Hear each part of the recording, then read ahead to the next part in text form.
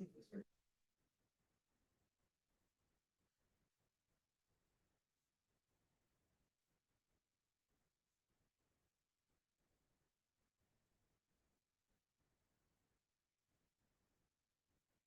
everyone, I'd like to call this meeting to order. Welcome, thank you for joining. And I'd like to begin by acknowledging with gratitude that we live and work on the traditional unceded territory of the Squamish, whose people have been stewards of these lands and waters surrounding Playofam, Bowen Island. Welcome to the Bowen Island Municipality meeting of Monday, March 9th, 2026, and thank you for joining. I'm Andrew Leonard, the Mayor of Bowen Island Municipality and the chair of this meeting. I'd like to begin by introducing, as I always do, the other elected members of our council here today. Starting on my far right, we have Councillor Alex Jurgensen. To his left is Councillor and Islands Trustee Sue Ellen Fast. To her left is Councillor and Islands Trustee Judy Getty. To my far left is Councillor John Saunders. To his right is Councillor Tim Wake. To his right is Councillor Allison Morse. We're also joined by several members of our professional staff team here this afternoon, including our Chief Administrative Officer, Kieran Dillon, our Corporate Officer, Sophie Singha, as well as other members of our staff who may be presenting reports here this afternoon. The meeting is being recorded, and when members of the public speak during the public comment and question and answer portion of the meeting, your voice will be included in the permanent recording, will be available at bowenislandmunicipality.ca, as well as on our YouTube channel, where it is streaming live to the masses now and will be kept for posterity. This council meeting is an official forum for the conducting of the business of local government. We all love our home. We are all passionate about our community and what happens here. I would encourage everyone to maintain a constructive and respectful tone during the meeting and to address their comments or question and answer during those portions of the meeting to myself. For those following along either in the room or online or at a later date, the full council package, including the agenda and all of the staff reports, is available on our website at bowenislandmunicipality.ca. And with that, I will turn our attention to the agenda. The first item of business being the introduction of late items. I'll look to our corporate officer for the introduction of late items here today. There are two on-table items this afternoon, and it's two letters regarding item 7.3, 1355 West Side Road, and those letters are from Rosemary Knight and Councillor Perry. Thank you. And with that, I'll look for a motion to adopt the agenda for today, as well as the late items by Councillor Bate. Seconded by Councillor Getty. Any discussion, changes, amendments? Not seeing any. Councillor Jurgensen. Great. You're used to Zoom where you got the delay, so you gotta rush your hand up. So I will call the question. All in favor, raise your hand. Say aye. Aye. Aye. That carries unanimously. Moving on to public comments, I'll look to our corporate officer for a number of public comments here today. We have 8 public comments registered. Okay, 8 comments registered, so every commenter will have a full 2 minutes to make their comment. You will hear a very high-tech buzzer go in about 1 minute and 45 seconds, just to let you know that your time is coming up and to make your last points to council. Your time does not start until you are seated and ready and comfortable and taking a deep breath and are really feeling like you're joining us here in the room. And with that, I will look for our corporate officer to call up the first commenter here today. First up, we have Cameron Rolfe. Mr. Rolfe, would you like to join us up here at the front?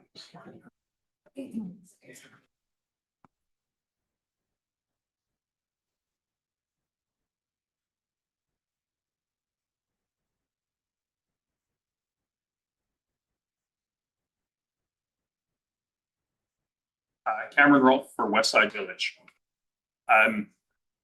Since we introduced our application, there have been a number of questions that have arisen about the environment, water, septic, neighborhood character, Grafton watershed, housing agreements, density, and conservation development. And we think we've answered all of these questions. In accordance with BIM, we have submitted professional reports for environmental protection, water system, the septic system, all to BIM's satisfaction. Also, we've submitted neighborhood character reports, and we've spent 13 months now undertaking groundwater monitoring programming, a groundwater monitoring program in order to show the importance and ensure that our plans don't negatively impact the Grafton watershed. So that leaves 2 items that have cropped up recently. And that is, it's shown up that council, that it leaves two items, and these have shown up in the wake of committee referrals and in the planning department's recommendation for council today, which reads that the council directs staff to seek amendments to increase the amount of protected land and reduce the number of proposed units. Our goal is to save you the trouble. We will produce, we've submitted an amendment, and we will produce 50% conservation development, and we will reduce the number of units we're seeking by nearly half to 19. With this, we believe we have provided everything that's been asked of us. Timing is crucial. Valued community members and families are packing up their houses right now and because they can't find anywhere on Bowen. As the applicant, I think we've demonstrated that what we want to do is the right thing, that we're willing to compromise and that we're willing to do everything it takes to move this forward. Now it's up to council, and we're asking that they direct staff towards first reading. Thank you. Thank you, Ralph. I would presume that you'll be here for the agenda item in case there are any questions asked of you for phone. Absolutely. Okay. Thank you. Next, we have on-Frank Betty a lot. Bonjour, Madame. François Perrier. Messieurs, mesdames, Councilor Jorgensen. to Mayor and Hang on. Council. Just 1 second. Yes, Councilor Jorgensen. Before Anne begins, I just wanted to thank Anne for taking the time out of her busy weekend to make sure that I had all the access to the diagrams in her letter. She took the time to make sure that she described them all to me verbally on her own time, and I just wanted to acknowledge that. Thank you. Thank you, Alex. To Mayor and Council, I assume that you have all read my letter commenting about the additional source of drinking water described in the MDM Groundwater Consultant Report. That report mentions that 30 wells surround the subject property, but it does not mention the two types of water-bearing aquifers existing in the area, each having a very different yield. 3/4 of those wells are drilled in fractured bedrock, which have an average yield of 2 US gallons per minute.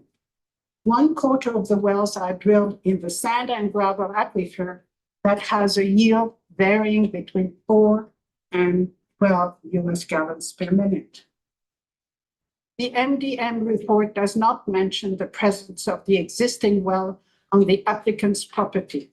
1355 West Side Road has a well that was drilled in 1990. It has a final depth of 200 feet in fractured bedrock and has a yield of 1 US gallons per minute. Any additional drill on this property would only be in bedrock and could not have the assumed yield of 6 US gallons per minute as mentioned in the MDM report. Based on my assessment presented in my letter, I question the assertion in the MDM report that there is good likelihood that sufficient water will be found on the applicant's 1355 West Side Road property. I request that council defers consideration of the 1355 West Side Road rezoning application until completion of a study providing sufficient quantity and quality of drinking water for the project. Thank you. Next, we have Andrew Stone.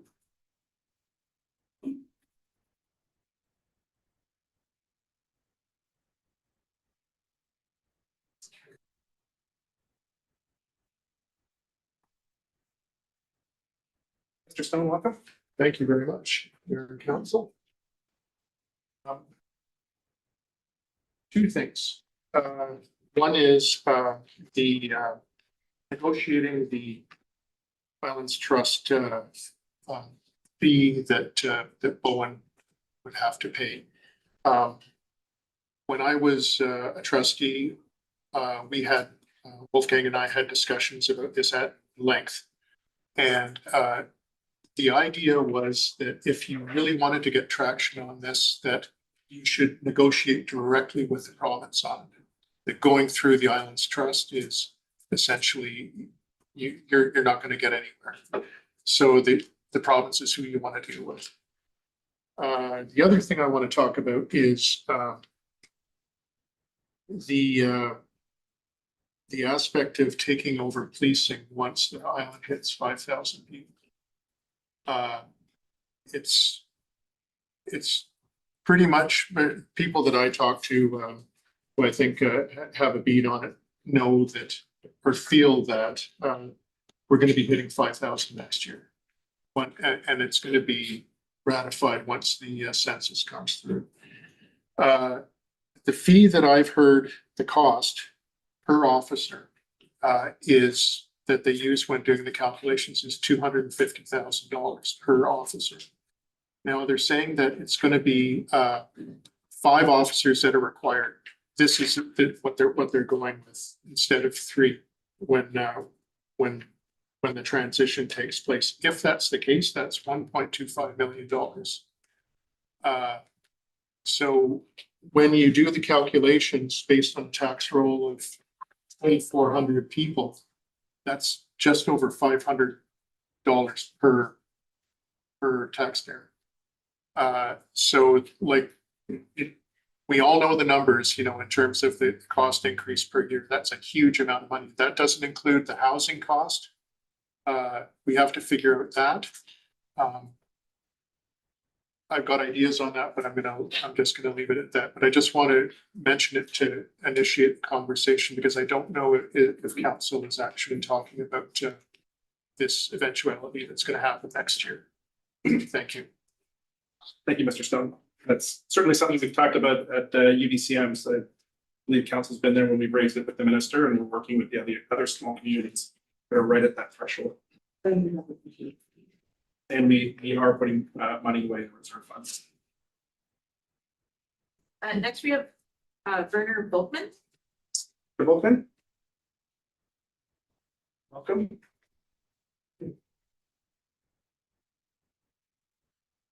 I'm here to comment on item 7.3 regarding 1355 West Side Road. Good afternoon. My name is Werner Volkmann, and my wife and I own the property on 1416 West Side Road. Our property has the dubious distinction of having one of the lowest yielding wells in close proximity to 1355 West Side Road. That is well number 8 with a yield of 3/4 of a gallon per minute in document 260303 provided by Anne. According to the preliminary assessment by MDM Groundwater Consulting retained by the owner of 1355 West Side Road, the proposed development of 1355 West Side Road would require a sustained pumping rate of more than 9 times the yield of our well.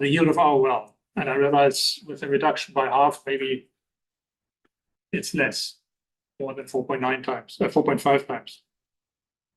Which is why we are extremely concerned about the potential effect of such a demand for water at 1355 West Side Road on our well and others in the vicinity. We're even more concerned about this water situation in West Side Road due to a current rezoning application from our direct neighbors at 620 Laura Road that would allow for a 10-bedroom guest house, potentially putting further strain on our and other properties' water supply in West Side Road. We therefore strongly support the request for an independent hydrological study as set out in the neighborhood letter number 260306 of item 7.3, which is signed by us amongst other property owners in the vicinity. Thank you very much for being here today. Next, Andy and Lori Beasting. No, there may be a mistake. I thought we had to just sign. Oh, sorry. Yeah, no, that's. Yeah, we have nothing specific at this point. Okay. And Thank you for being here regardless. Dave Paulus.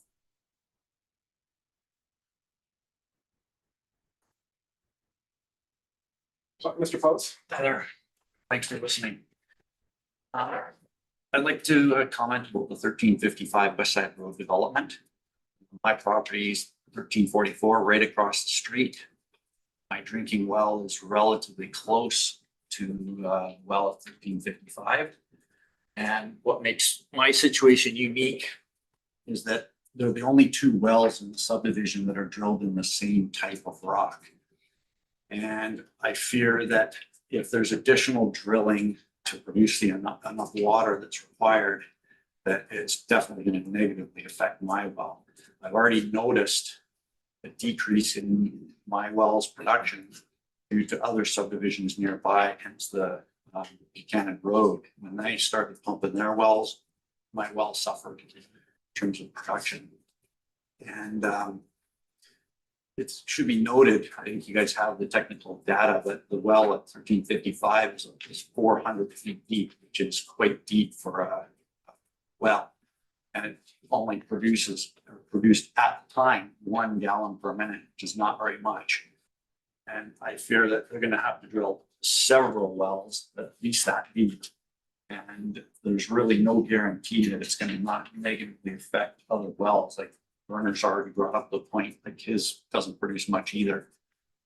And, you know, are there gonna be any assurances if this goes ahead? Like what happens if wells dry up? You could be providing more housing there, but you could be rendering other properties uninhabitable.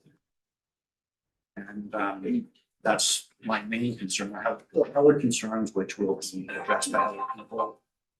And I'm not going to talk at this point. Thanks for listening. Lise Gumenia? Ms. Gumeniak, is that how we pronounce it? Yeah. Ben and Yuck. Thank you for allowing me to speak just for a few minutes to introduce myself. You were going to be taking a closer look at my rezoning application this afternoon, but I just wanted to have you understand who I am. I moved here in 1990 with my husband. We first lived in Thunder Bay, but since moved to very end of Mount Gardner Road and have lived there ever since. We've been in touch with to raise 2 children, which we did, and we've since gone on higher education and other jobs. But I very much want to stay on Bowen Island. I'm not often called Lise, I'm often called Pizza Lady. I now currently, as when my husband passed about 6 years ago, I started 2 businesses on Bowen. One was an Airbnb, which is in the back property of mine, which is one of the things we're looking at considering separating from. And the second thing is baking business, Bowen Bites. And some of you may have had the opportunity to have my pizzas down at the golf course, where I do a pop-up on Fridays. But my intent is just to have you consider my application to split the front house of the front property of my land where my house sits from the back property where my accessory building, the barn, sits. So in future, I can consider perhaps either selling off or giving to the kids, granting it to the kids, but having 2 separate lots rather than one. Right now, so we two different ways. So thank you for considering this, and I can stay for any questions for later on. And I don't even have to wait for the message.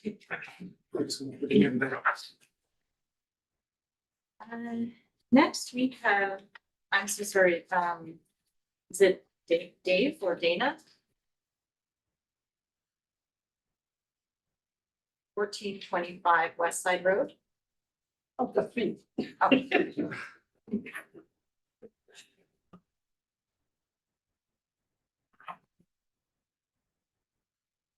So, but I'm just a little confused, as you have had a public comment. Second letter. So from what I understand is when you have too much to say, you go back at the end of the lineup. No, that's unfortunately not how it works. One comment per commenter. If you would like, if you have a question and answer that you'd like to have answered at the end of the meeting, we can. No, but anyway, you received the letter, so it does not matter. It's included. Okay. That was the rule. I do appreciate a good creative use of process and governance.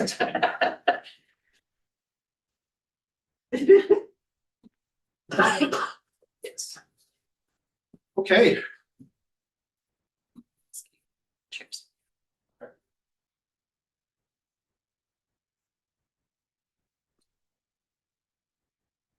Set up for our next item on the agenda here, which is a delegation. We have Dr. Dykstra and Sergeant Gilmore, Sea to Sky RCMP, for the 2025 year-end presentation. Thank you so much for making the time and being with us here today. It's always a pleasure to receive you in front of council, in front of the community. So Thank you for having me.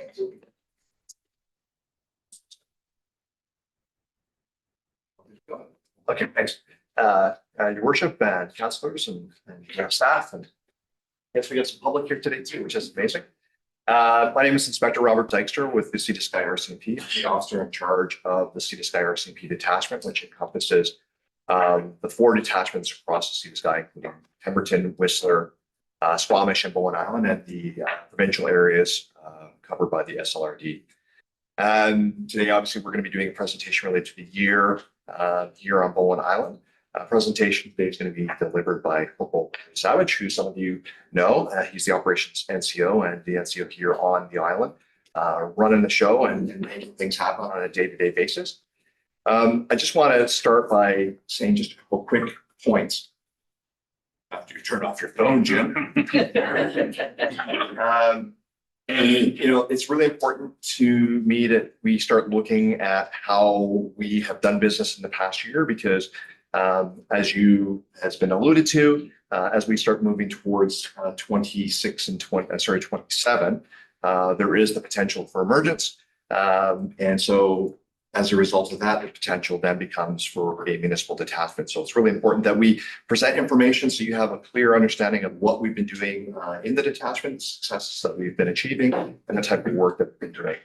The other point I wanted to kind of bring to everybody's attention, and this is something I've raised in other council meetings and other presentations in the past, is I really want people to think of the RCMP here on Bowen Island, not as just the RCMP. It's really easy for people to see us and think the RCMP and think the national institution, the federal side of things, but really at the end of the day, you have 3 officers that are here on the island that are, you know, keeping you safe, answering calls for service, greeting you, attending different community events, answering calls when challenging circumstances happen. They are not the RCMP, they are your RCMP. They are the RCMP that are here to serve you. And it's really important that you recognize that and keep that in mind when you think about them, because they're here to actually serve this community. And I'm really proud of the work that they do. And without any further ado, I'm going to pass it over to Brad. Brad, Thank you. tell them about the year. Thank you. Good afternoon. So the first slide is just an introduction of kind of our top-down reporting. Both myself and Constable John Yamashita are new in the last year. John came in August and I came in September. And then we have our detachment clerk, our PSC Melanie McLeod as well, along with the rest of the members. So if you want to go to the next slide. That is the Sea to Sky RCMP strategic plan. We have it in our conference room at the detachment as well, if anyone ever wants to see it, but it has an overall dynamic of like the inspector said, we're not the RCMP, we are your RCMP. It's about accountability. It's about having a outside looking in, that it's not, we're just walled off, not saying anything. It's how we remain accountable and transparent to the public. And basically what our vision is for the years 2023 to 2028, and we're developing the next strategy to come along for 2029 onwards. If you want to go to the next slide, this is just the next 3 slides are just a breakdown of what that strategy looks like. The main is the enhanced public safety is for this page. To the next one. Then for this one, it's employee excellence and workplace culture, both for work-life balance for members, especially on island. There's always 2 members that are on call, even when we're not working in uniform, we're always available, and what that looks like to everybody. If you go to the next slide. That one is our accountability one. So largely Bowen Island uses the undercurrent for our monthly reporting so that everyone is aware of the statistics that we have, and just our ability to explain what we're doing instead of it being an assumption of don't worry, we're doing our jobs. We like to make sure that everyone is made aware of exactly what we're up to and what it looks like in policing for the community. Next slide. This is the main key increases and decreases. I was actually really impressed and pleased with the results. The only increase that you see in terms of a file is fraud and mischief over 5,000. That's because last year we had 0 and this year we had 1. So by an increase, it's nothing major at all, just statistically speaking, stands out when looking at the next graphs of percentages. But all major violent crime is down, and the increases are impaired driving, which is largely from our members' initiatives on night shifts, going out and stopping people that when I got here, there was the custom of, oh, you guys aren't at the old fire hall, or you aren't at this stop, that the community was obviously aware of where our go-to routine stops were. So we've been really fluid with changing that up and doing mobile check stops as well, where we just routinely stop people for sobriety as well as valid license, registration, and insurance, and it's paid off very well. The first mayor and council meeting I attended when I got here, your main concerns were impaired driving and driving related things, specifically speeding. Both myself and both my members, Brian and John, took that and went running with it. Our impaired driving stats went through the roof in terms of catching them. It's a hard stat to keep track of, because if our members aren't catching them, it looks like there's less impaired drivers. But it's a very skewed statistic, because if it looks like, oh, there's sudden a large increase, it could be that it's been the same. It's just the drunk drivers are now getting caught. The other one is violation tickets and written warnings. I think everyone in the community is well aware of seeing Constable Yamashita in his high-vis jacket, either at Bix in the morning or for the morning ferry run, as well as throughout the community. That I think it's been a fantastic improvement for the community of being aware of speed. He is far less heavy-handed than I am when I do road patrols, to the point that in another slide, it'll show the statistics are almost 20-1 for written warnings compared to tickets. They look identical, other than one says it's a written warning. So it really gives the feedback back to the people of the public of exactly what the speeding ticket would look like, or what the infraction would look like, including illegal U-turns. That was brought up for the ferry lineup here that has become a concern and a target for Constable Yamashita. So that's gone over really well.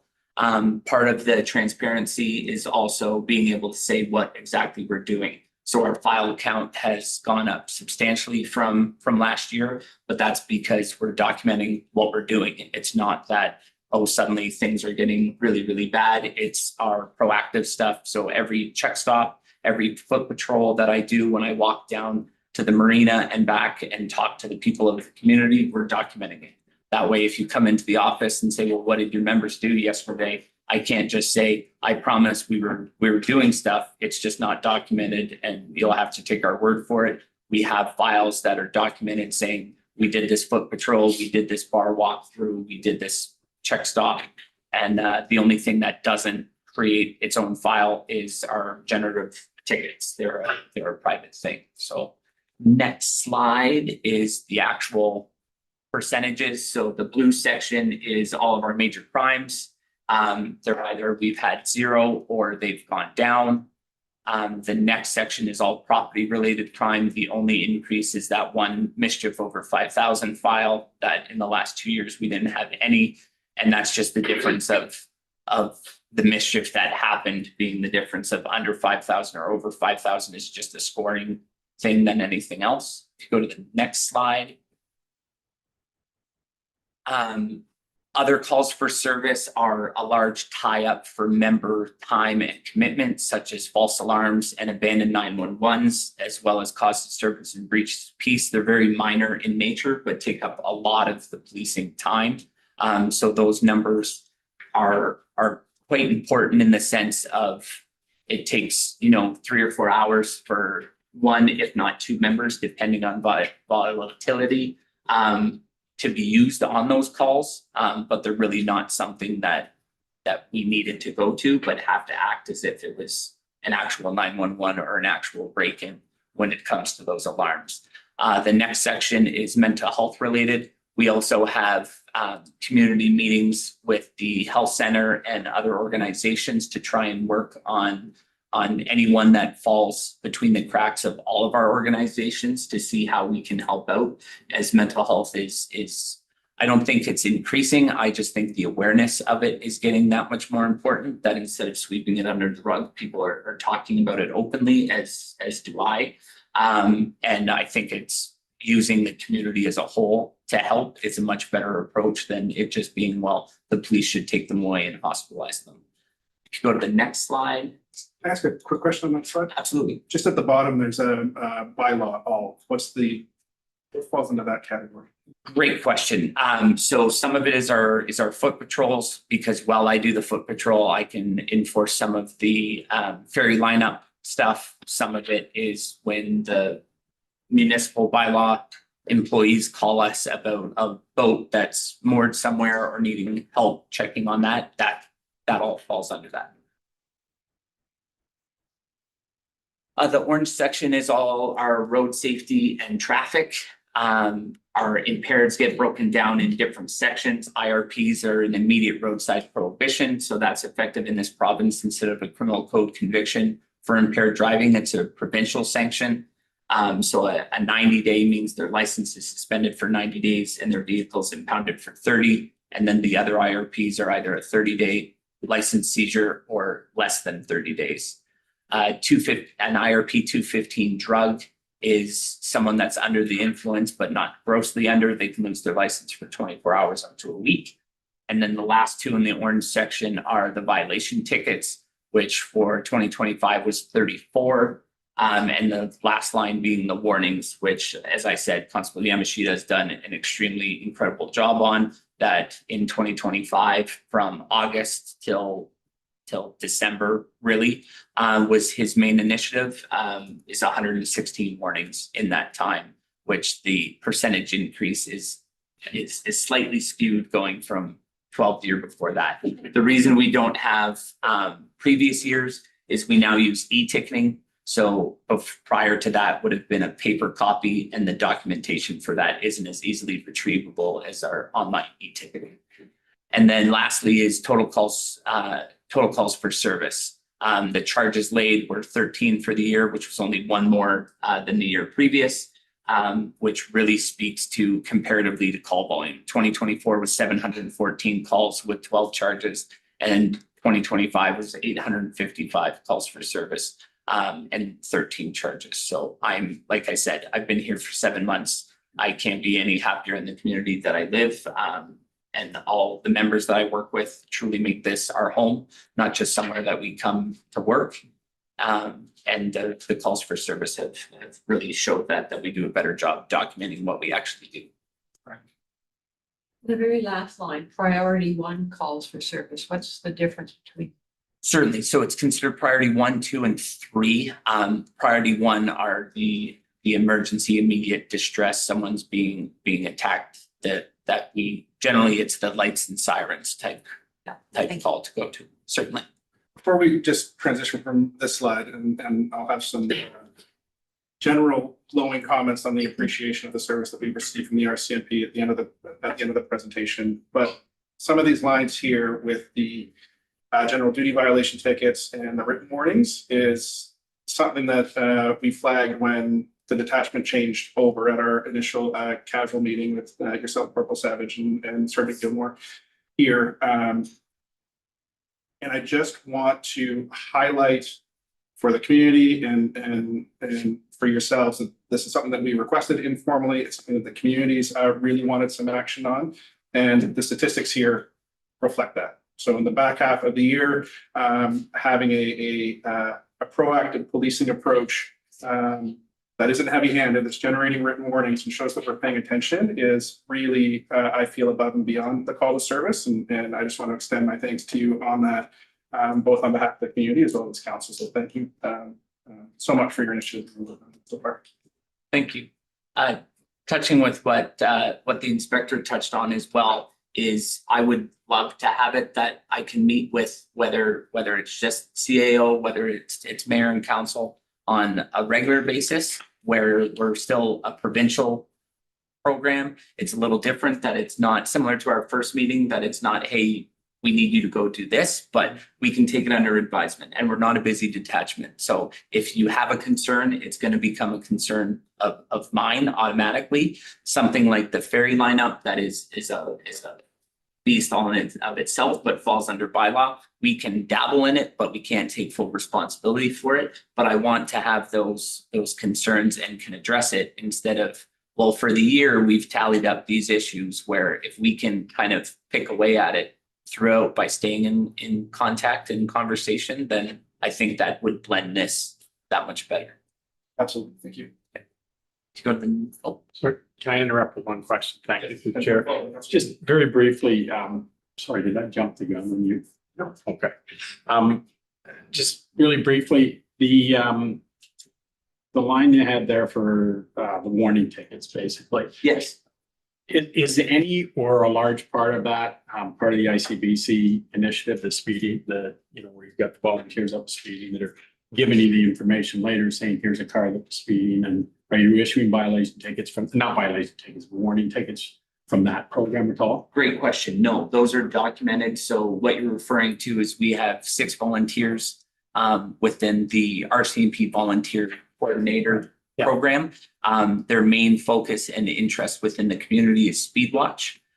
So they go out with the sign and have the radar gun, and they document it. What we do is we have it documented within our system that they've been given a warning, but we have essentially a typed letter that we mail to the registered owner, and it gets sent out that way, but it's not captured in those stats at all. Thanks. Councilor Getty, followed by Councilor Morris. I'm not sure if you finished with your presentation. I've got some general questions. Still a few more slides, but fire away. I'll wait. Councilor, you waited. Okay. Thank you. No problem at all. So this talks about our crime prevention as well as our education piece, which is really, really important to all 3 of us. All 3 members that are stationed on Bowen Island have children. So we're fully aware of the impact that our involvement with them at a young age, both in uniform and out of uniform, has. Constable Yamashita has done several presentations, both at BIX and IPS, to be involved there. And then his regular radar enforcement is right in front of BIX, that kids see him on a regular basis. So it's already been in place in 2025, and for 2026, we'll definitely be in touch with schools. On the back end of Tumbler Ridge, we actually completed BIT's lockdown drill and safe plan 2 weeks prior to Tumbler Ridge, and it was actually the same day that Tumbler Ridge happened that we were doing IPS. So Tumbler made it that much more clear of why we need to be ready and be prepared, that those once in a lifetime things still do happen, especially in small communities. And that we're aware of it and want to support the teachers and staff the best that we can to keep them all safe. Go to the next slide. For those that can't see, the radar says 62 in a free zone. That's Constable Yamashita doing some of his radar enforcement there. And it just talks about all our continued impaired driving checkpoints.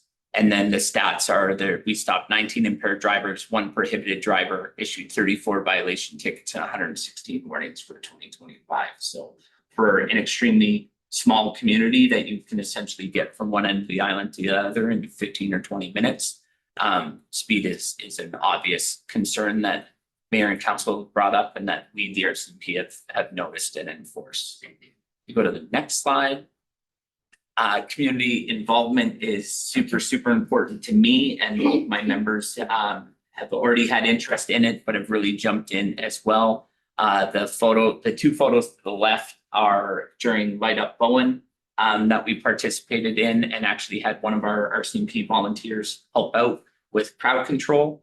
And then the photo on the right is from the Polar Bear Swim from January 1st of this year. That was a really great experience. So sports and community are really important and passionate to me. I find by having relationships with people when I'm not in uniform, that it really changes the way files are dealt with when I am in uniform, that I can have, you know, their name and still see them in the general public instead of I'm just here to do my job and either enforce things or arrest people. That I think it's getting ahead of that curve and being involved in the community. This is my home, and I want to be a part of it. And the members are the exact same way. John and Brian both are active in sports. Between all of us, we're involved with golf, badminton, pickleball, indoor and outdoor soccer, basketball, and softball. So if you name it, between the three of us, we probably play it or want involved in it in somehow. So if anyone has any community involvement things as well, like Councillor Getty has her monthly meeting that I really enjoy attending just out of uniform to hear. I'm nosy, and two, I like to stay ahead of the curve of what's going on. So yeah, by all means, please come to our detachment if you have anything going on. And then last year, it's just the way we show up in the community is both on foot patrols in our police vehicles and the e-bikes. They'll be getting serviced again this year and will be used in the spring and summer. Next slide. That just touches on our Speed Watch volunteer program that I already spoke about. There's 6 Bowen Island residents that are volunteers. We're always looking for more, and we're looking at bringing back our cells at the detachment as well. And the volunteer guide is kind of an easy shortcut to get people security cleared, because we're looking for guards once we do have an active cell again. Next slide. That's the municipality evacuation plan. We work hand in hand with the fire department. I've met with them twice already in the last year. Transferring from Fort Nelson, I'm fully aware of fire evacuations and how it's great to have it as an idea, but when it actually happens, to see what you need and what the backup to the backup is really important to me. And the municipal fire department has been fantastic, kind of going over all the ideas. So that's gone really, really well. Go to the next slide. The top 2 photos, we did a joint checkpoint with Departments of Fisheries and Oceans. It was a really fantastic piece for John and I to get to know the waterways that we police. And then the bottom 2 photos is Sea to Sky has a rib boat that we currently have for right now permanently on Bowen Island. And John and Brian got to use it just this last month. And in the first outing, the very bottom photo is them towing a sailboat that had broken down in the immediate path of the BC ferry lineup.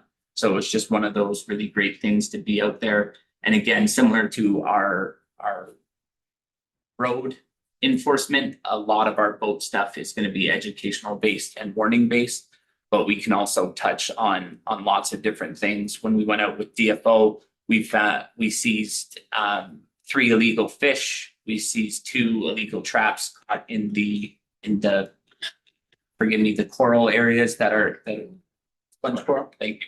The sponge coral areas that are protected, and then had 2 fishermen that had barbed hooks. So it definitely happens, and we want to protect our environment and especially our waterway the best that we can. We have put in for a request and funding for a new boat for Bowen, specifically to Bowen, and while that's in the works, we have the use of the one we currently have. Next slide. Our Remembrance Day ceremony, I was unfortunately out of the country, so didn't get to be there, but our representation for it was really, really great. And from what I hear, the turnout for it was quite outstanding. Next slide. I spoke on it briefly before, but every month we submit to the undercurrent what our stats are, kind of what the main focuses of the files are. Constable Cuthbertson does a really good job of putting out kind of what's coming for the month and a safety message of some type, depending on what's coming in the following months. And it's again one of those ways that we can stay as transparent as possible with the community. I will touch on, it's been mentioned before that there used to be really good stories of specific files. We unfortunately can't do that because of privacy, and the people that it's actually about have come forward saying they did not like it. So that's why it's not in there anymore. Next slide. and this is going forward in 2026. The body worn cameras, BWCs, are something that has been rolling out cross country for quite a while. They're a fantastic piece of equipment. They buffer and record constantly, so that we can show exactly what's going on, and we record them anytime we deal with anyone within the community. And it's just a complete transparency thing again, that if someone makes a complaint saying, well, you said this or you did this to me, we have immediate video that we can refer to and show them that we're not saying, well, no, it's my word against yours. We can have it and release it essentially immediately as with approval from upper management, to be able to show exactly what we're doing and that it's not, we're trying to hide anything, but we can also defend our members when somebody says, well, this happened. So those are, should be completely rolled out to us in the fall. Constable Yamashita is currently scheduled to be on the boat operator course, and I'm hoping to be in the spring as well, which would mean all three of us are able to operate the boat at any time for any emergency that comes in. The undercurrent we're going to stay in touch with. The coffee with a cop event, I'd like to try and set up again. From what I've heard, there was kind of mixed reviews. So we kind of hijacked Councillor Getty's monthly meeting a few months ago, which went really well. But essentially I'm out in the public anytime, and I'm fully aware that my career follows me wherever I go. So if there's anything from anyone in the public, I will generally answer it whether I'm in uniform or not. You and me both. Right, exactly. Exactly. Yes, the schools, the community stuff is really important to us. The volunteer groups, both working with NERP as well as our own RCMP volunteer group. I'm trying to expand that as much as we can, and that we're going to continue the road safety. Constable Yamashita already in the first few months of the month has been staying quite consistent, that as much as the warning was a shock for 2024 to 2025, I think you're equally going to see a shock and increase from 2025 to 2026 with an entire year of that proactive work going forward. And then lastly, it's just about being involved in our communities, both in uniform and out of uniform. Next slide. I was going to say there might have been one more. That was it. Thank you. Thank you for the presentation. I'm going to go in the speaker's order that we had in the middle. So I'll go back to you, Councillor Getty, followed by Councillor Morse. Is all of these wonderful statistics that you're keeping track of and the various increased numbers, that's going to have an effect in terms of our negotiations for coverage once we hit the 5,000 mark. So are we able to keep track of I see the difference in the statistics in terms of the serious things, and there's some of the other minor ones, but there's an uptake and an increase in an encouragement for people to call in and make reports on anything that's bothering them, and that you're very responsive to it. But there's got to be a balance, I think, in terms of this question that Mr. Stone raised, those 3 to 5 officers and what exactly our needs are going to be when we have to pay for it ourselves. All of it. So is there some way of delineating some of the factors that might help us to reduce the actual coverage that we're, if we're assessed for 5 and it's a nice peaceful community and everybody's, all the violent offenses are down, and even with the increased patrols with impaired, it's relatively covered. That we can sort of keep the numbers down to something that is affordable, or more affordable. I'm just gonna jump in there. There's a lot more that goes into figuring out what your actual numbers and members is gonna be. I mean, calls for service is just one element. Crime severity is another element. Part of it comes down to what in a municipal contract, what the municipality is looking for in terms of police service as well. Are you looking for any specialty services like a community policing officer? Are you looking for a street crime type investigative unit? Like, these are discussions that we have with the municipality to assert what those numbers are. It's not just driven by calls for service or total violations. It's about police service itself in terms of how it's being delivered. In terms of the numbers themselves, I think in the past, it's unfortunate, but in the past, members on the island here, because of the nature of things, just dealt with things off book and never really documented what they did. So the effort to make sure that when you do something, you document it is something that's being done in other municipalities. It's actually good that people are calling and generating more calls. We're able to very easily delineate, however, by looking at the calls for service and the types that they are, to figure out how much time is actually being involved in policing as a result. So it's very simple. If it's a criminal code violation offense, we know if it's an assault, then there's a certain amount of hours that are generally involved in investigating. If it's a cat in a tree, then we know kind of how much is there. So the numbers themselves are just one thing to look at. It gives you a sense of the trend over a period of time of how things are looking. You can see generally the trend is pretty good. But there's a lot more that goes into that discussion. When we talk about 5, is that the right number or not? I don't think we've done the analysis to sit down and say what we think is right. It could be 6, it could be 3 is fine. But there's a lot of other factors. Andrew, follow? Absolutely. Is there a distinction at all between local residents and visitors, so that if we've got some sort of event that brings a lot of tourists, that is something where we maybe don't necessarily need a full-time live-in officer, but we would somehow have an ability to contract for extras? I'm not sure I understand the question completely. Okay, so there's a, let's just say that where's an event that brings a lot of people? Bowfest, or the dance on the dock, something like that. And yes, there's a lot of drinking, there's a lot of visitors, there's a lot of people from off island that maybe don't have the same sense of they don't know the police officers, they don't have the same sense of community. So that is something now where we bring in extra officers, as opposed to having a number of these incidents that might be visitor related, because we've got huge numbers of tourists that are here all the time. So I know in Whistler, what we've started doing is we started tracking calls for service that we think are tourist related. So it's something that we could talk about starting in April, but the idea is using our occurrence management system. When the members are looking at the file, in the summary, they would tag it as tourist or not. And that's a situation where if the person that made the call or the person that's involved in the call as a subject of complaint, that makes it a tourist related file, and we can kind of get some sense of what that looks like in terms of volume.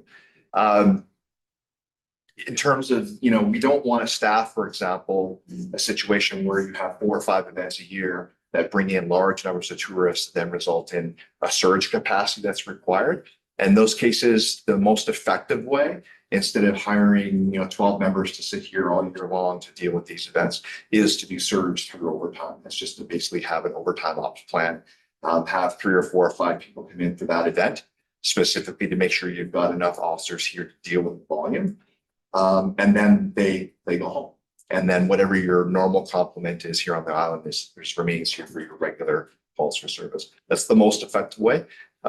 In Whistler, they have in this busy season, so the ski season and the summertime with mountain biking, every Friday and Saturday, they have 2 extra bodies coming in on overtime in the evening shift because of the volumes of people in town.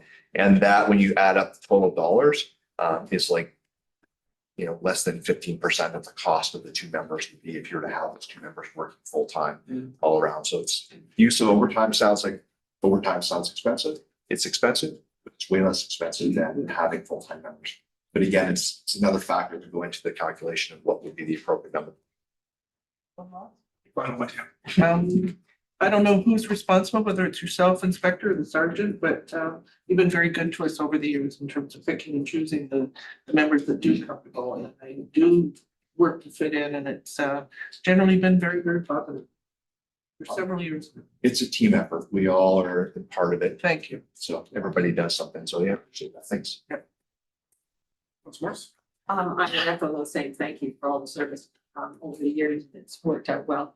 That was my question, basically. Was it automatic that once we became a municipality, we had to have 5, or is it so one of our earlier speakers suggested that the day would be over 5,000, we're gonna have to have 5 RCMP.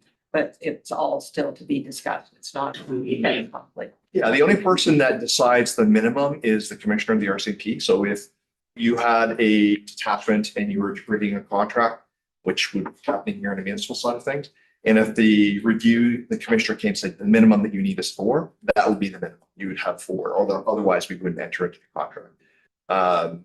That's the only person that says what the minimum is. Beyond that, it really comes down to an assessment of all the different needs. So if we say the minimum is 4, but ideally 5 would be good for this, it allows the members to have the proper time off, allows us to save money on overtime and on-call because of training and so on and so forth. Then that becomes a proposal, and then council gets to decide what level of service we're looking for over and above what would be defined as the minimum. So Do you want to touch on municipal and provincial members as well? Oh, yes. So another factor here to consider, and this is something that I know that will be ongoing as part of the conversation, be what is the role, if any, of provincial police officers on Bowen Island going forward? Because for the most part, this area is completely, part of the municipality.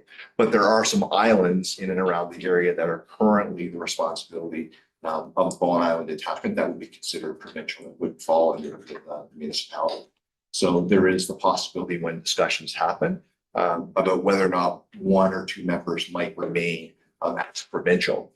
And then the question then becomes, how do they work together? Do they focus solely on provincial calls, or do they work collaboratively with the municipal members, and municipal and provincial members respond to all calls together or not? That's a model that we use in Whistler and Squamish. It's called post dispatch. You have provincial members that are representative percentage of the calls. They work on the teams with the municipal members, but it doesn't matter when the call comes in, anybody answers it. So that's also something that we would have to look at when we do the numbers, which could potentially have an impact on the number of members that you require on the municipal side as well. So, And the last one is just from your introductory remarks. You also look after Lions Bay. correct. Yeah, thank you. Yeah, the Squamish detachment on the provincial side is they're responsible for it from that perspective. Thank you, Councilor Morris. Over to you, Councilor Saunders. Thank you to the chair. Thanks for the presentation, guys. And I may have just been reading the numbers wrong there, but on one of the slides, the one with the radar, you indicated there were 19 stops for impaired driver. I think it said there were 19 impaired drivers stopped, but there's only out of 855 calls for service, only 13 total cleared by charge. So I'm wondering what you mean by stop 19, but 13 total criminal code charges, I presume, on for everything, including the assaults and whatever else. Absolutely. That's because impaired charges with BC switching to the immediate roadside prohibition, those aren't considered criminal charges. So any of those suspensions aren't. It's any type of impaired that, say there's a crash, say there's children involved, or say it's their 3rd or 4th potential IRP, then they can get arrested and face criminal charges, but an IRP isn't a charge. Okay. So the 13 cleared by charge, those are criminal code, not necessarily. Exactly. Those could be assaults. They could be, thefts. okay, great. Yeah. Thanks. Thank you. Not seeing any other questions. I think just an echo and a thank you for your service to Bowen Island over many long years. I know that you have the support of our community. I've certainly enjoyed having the variety of offers that we've had over the years and the ability to take the community feedback that we've provided to you and then really run with it, I think has been very encouraging to us. So really look forward to your term here, Corporal Savage. And thanks for being here, Sergeant Gilmore and Inspector Dexter. We really appreciate the time. Our pleasure. Thank you. Thank you.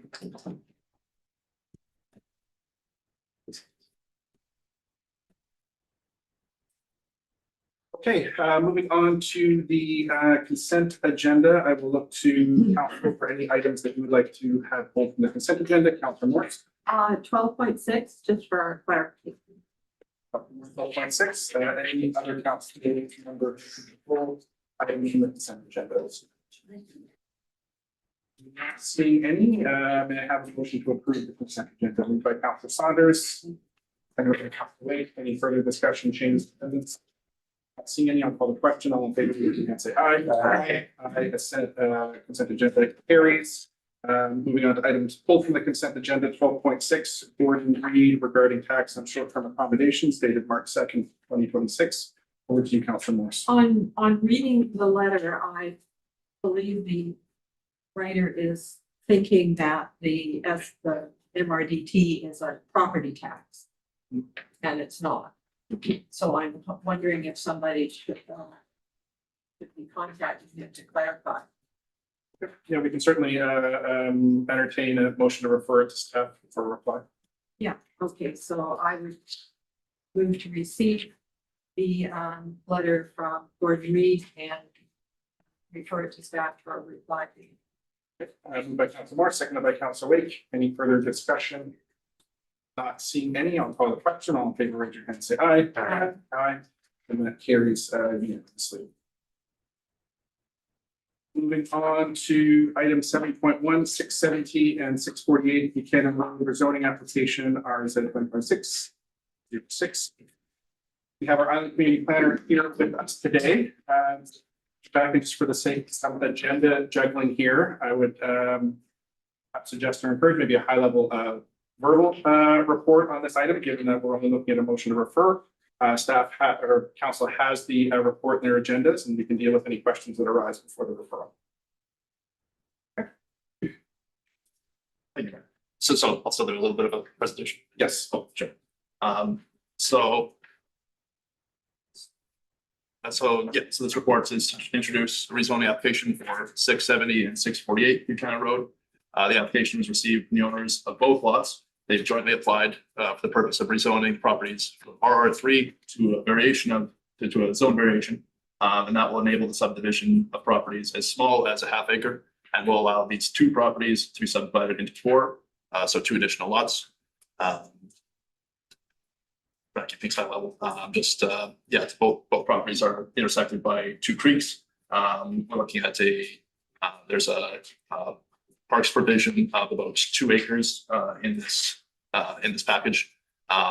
We're looking at trail connections through that space that would connect to existing parks on either side. 21% park dedication on the property. We'll looking to discuss that further with the Parks and Environment and Climate Action Committee. Noteworthy that there's already some protective covenants on the property, so that amount is higher for all things considered. So ultimately, the proposed rezoning is supporting housing supply on the island, offering 2 new residential lots in an established area.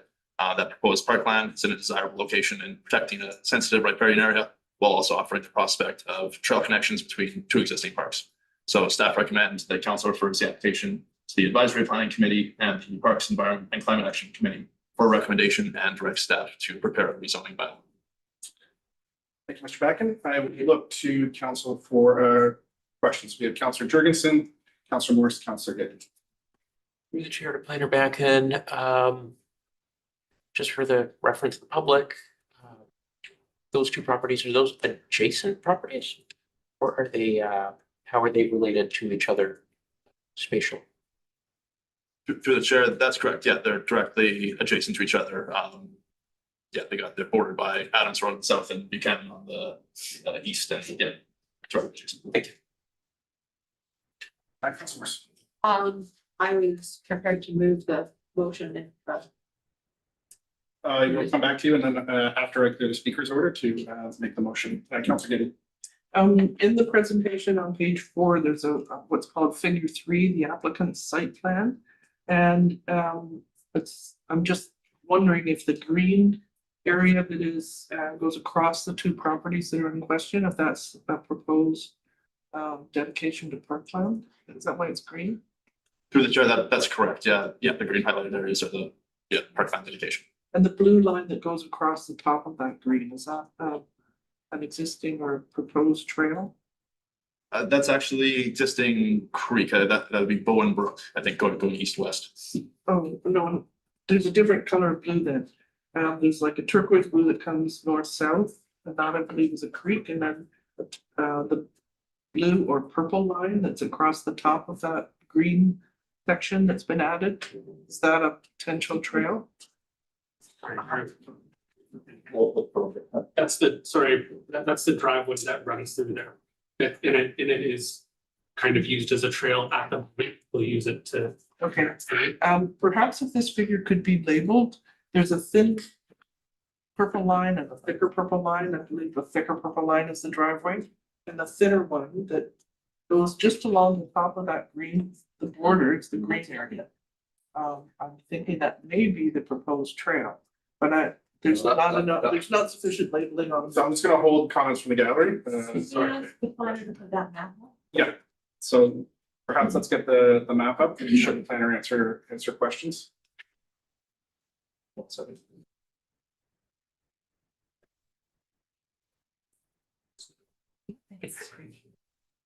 Plus it's the site plan up there, so yeah, it sounds like we should get a legend or get a label map here. That would be my recommendation, please.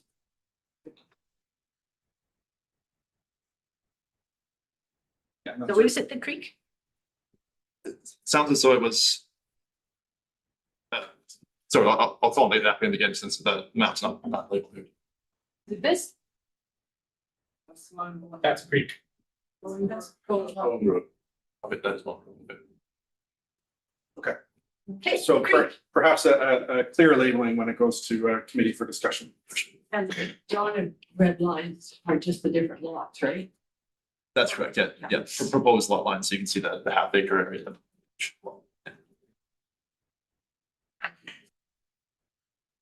Motion. Yes, over to you.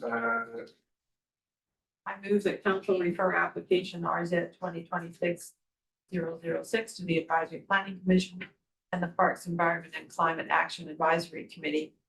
Brackets, once biological assessment report is complete, brackets, for a recommendation. And that council directs staff to prepare a bylaw to amend the land use bylaw to allow for the development proposal presented by Hannah McDonald, Luke Brigg, Andrew and Lori Basting, as on the March 9th, 2026 meeting. Moved by Council Morris, seconded by Councilor Wake. Any discussion? Councilor Wake. Can we sever these two? Yes. So we will look at both of those motions severed. Any other additional questions or comments? The only comment or as I look at the air traffic controlling of what's coming in front of council in the next couple of months, and knowing that we're about to receive a draft of our OCP revision, is just perhaps some advice or comment from staff on, we've got a few rezonings in front of us. They're involving zone variations. When I look at the preliminary materials from the OCP review, there's talk about consolidating zones and shifting zones. So I'm curious how these existing rezonings are going to intersect with an OCP that is likely to be adopted in a matter of months. Very good question, Ben, to the chair. Significant point is that this isn't requiring OCP amendments just because it's meeting the overall area of density. Yeah, I struggle to comment further on how those variations and how those change. Yeah, certainly something we'll have to keep in mind when we're drafting this. Okay, it's something that I don't have an issue really with either part of the motion as it stands now. The referral committee is just good governance, good practice. The drafting of a bylaw amendment still needs to go through 3 readings, so I'm okay with that. However, when it comes back to council, I think we do need a deeper commentary and analysis of how this is going to unfold, particularly in terms of rezonings, when we are on the edge of adopting a new OCP, possibly with significantly consolidated zoning plan across the island. Councilor Wake. The other thing that's going to be coming to us very soon is the Bowen Biodiversity Conservation Project data. And we already have the 50% for nature policy.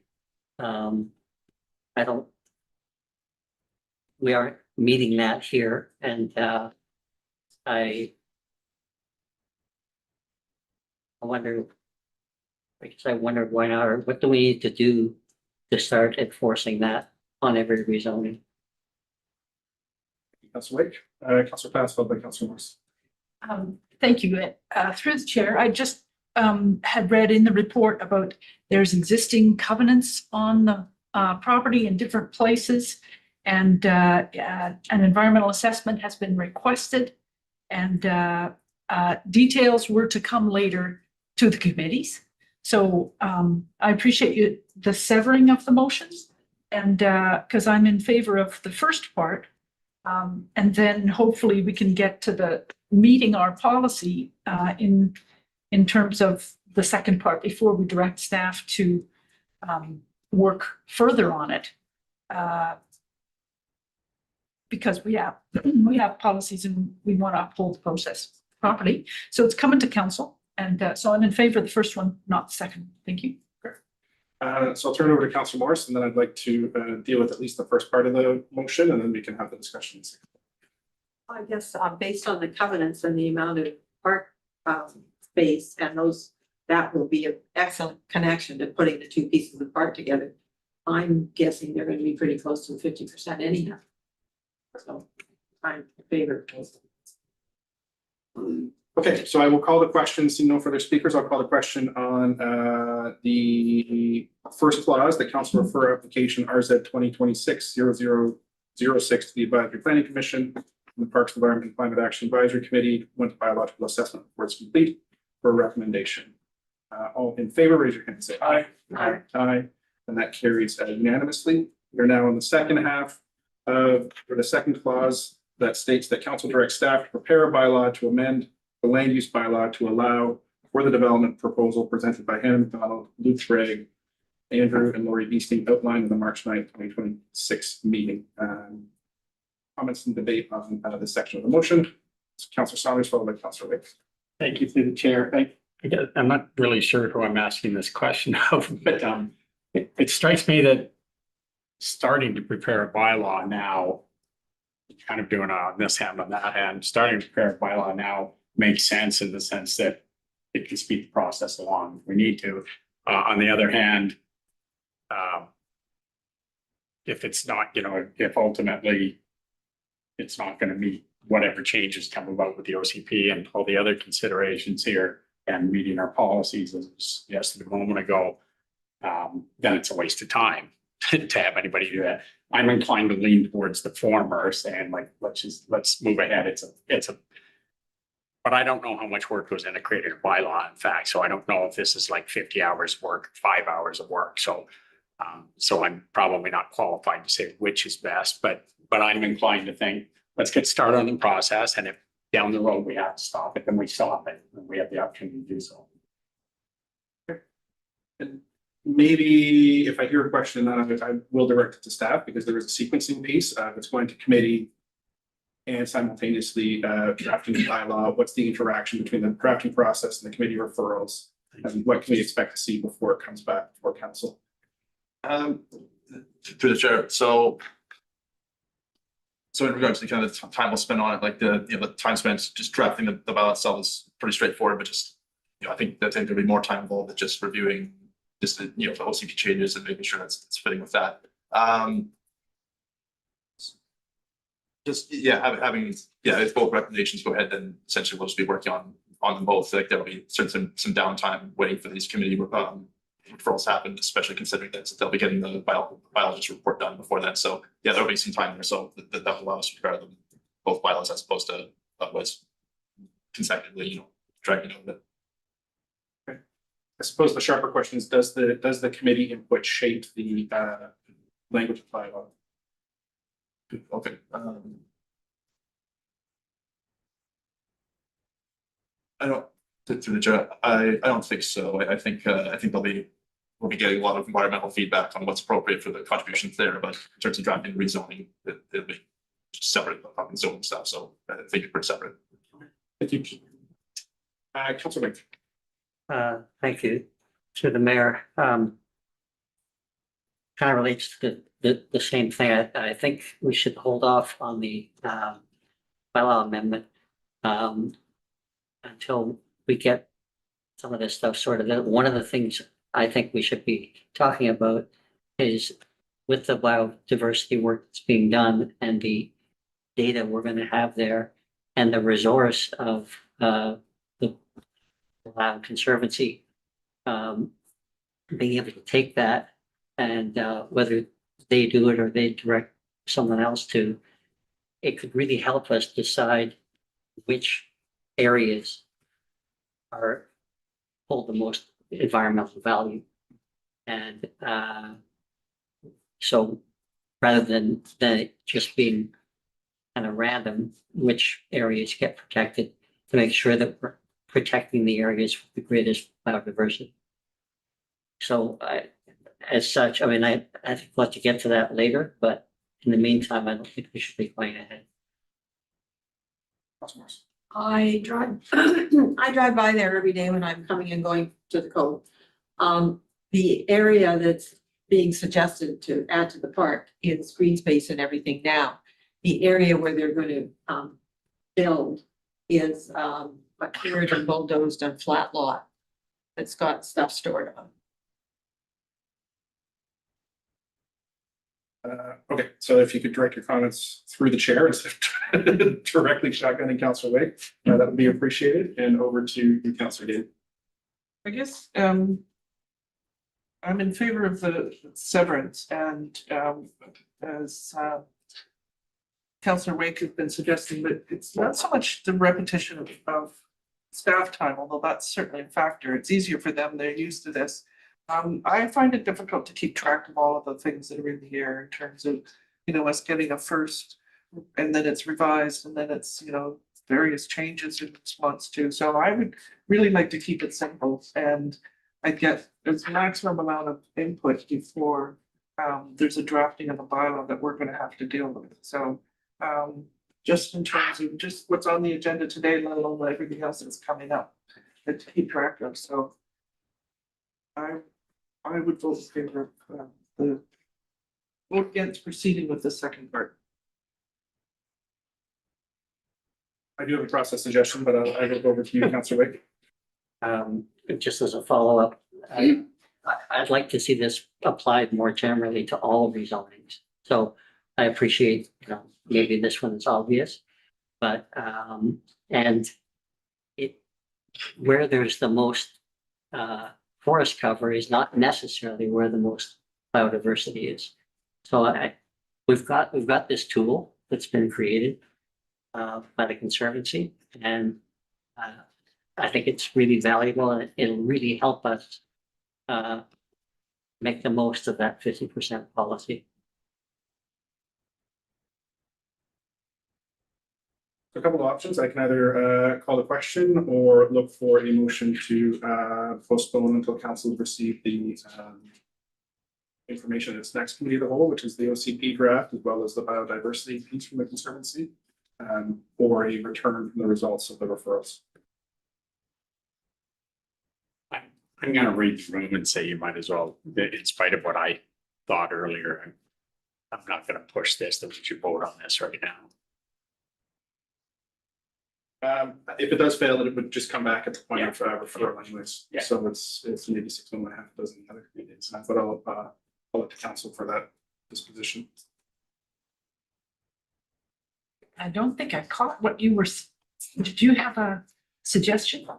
From the seat of the chair, it appears that I'm hearing some sequencing issues, just in terms of what we're getting from the OCP, what we're getting from the diversity piece, and what we're getting from, or going to get back from the referral to the APC, as well as the Parks and Environment Committee. So there could be one of two options. Either I call the question and we see where it lands, and if it passes, the bylaw is drafted.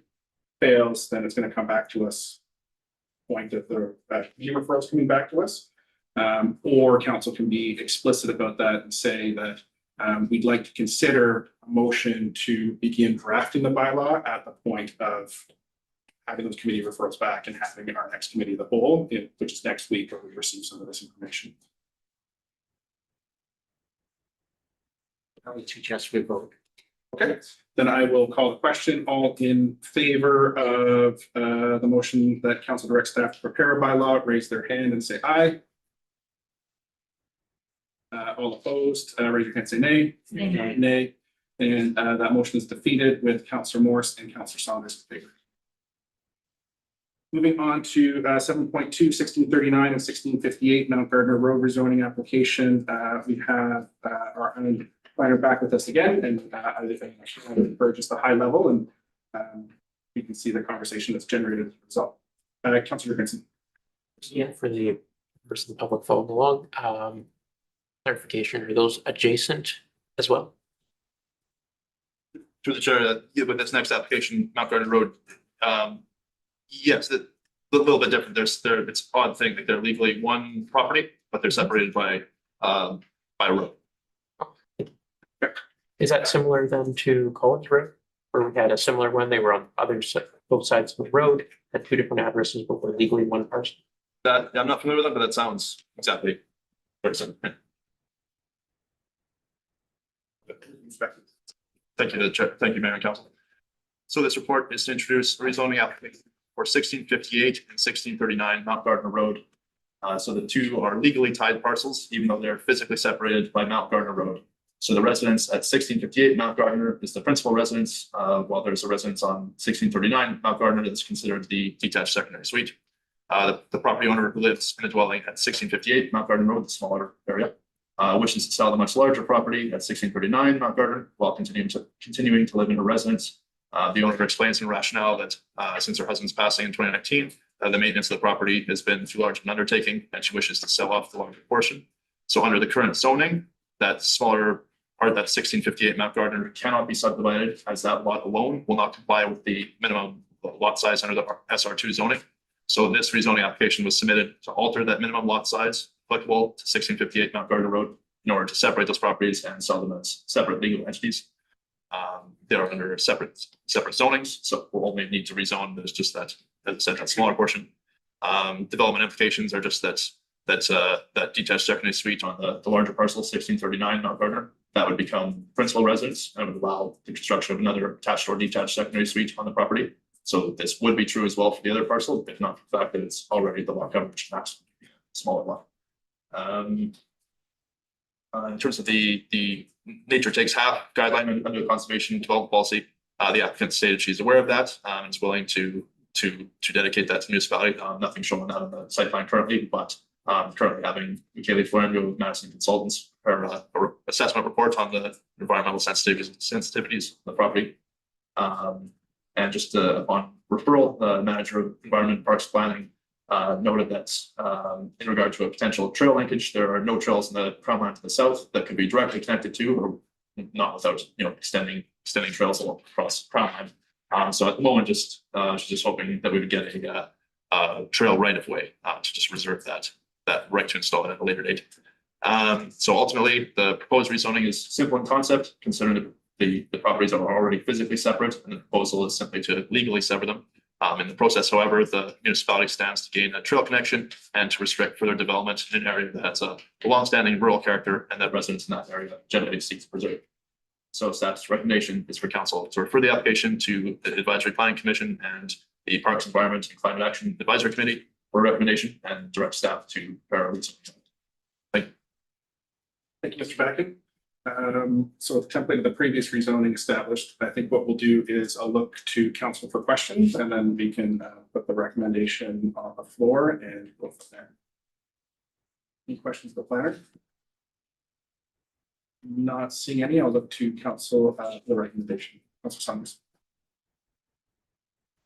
Move the council refer application RZ 2026-0016 to the Advisory Planning Commission and the Parks, Environment, Climate Action Advisory Committee. Once biological assessment report is completed for the recommendation, and then council direct staff to prepare a bylaw to amend the land use bylaw to allow for the development proposal presented by, and I apologize, Lise Domeniak, outlined in the March 9, 2026 meeting. By Councilor Saunders, seconded by Councilor Morse. Separate. Severed by Councilor Fast. So discussion on the first clause of the motion, which is the referral to our two committees. Not seeing any discussion, I'll call the question. All in favor, say aye. Aye. And that carries unanimously.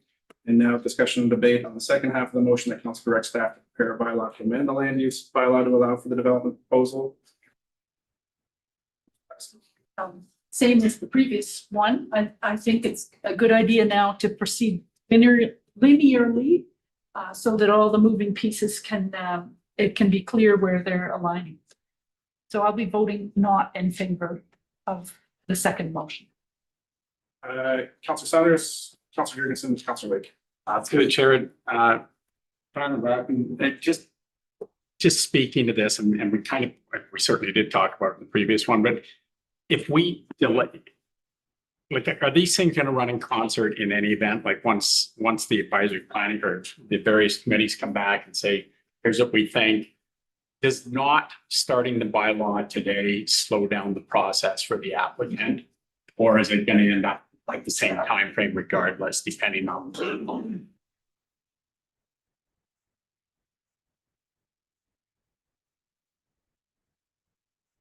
Yeah, I just don't, sorry, through the chair, not seeing any direct impact in terms of, you know, again, it'd be pretty separate discussions, I think, in terms of getting feedback from the committee versus just what we put in the bylaw. It's pretty high level, close in the bylaw.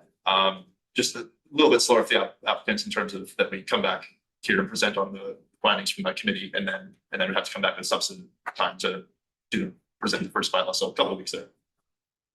Thank you. Councillor Jurgensen.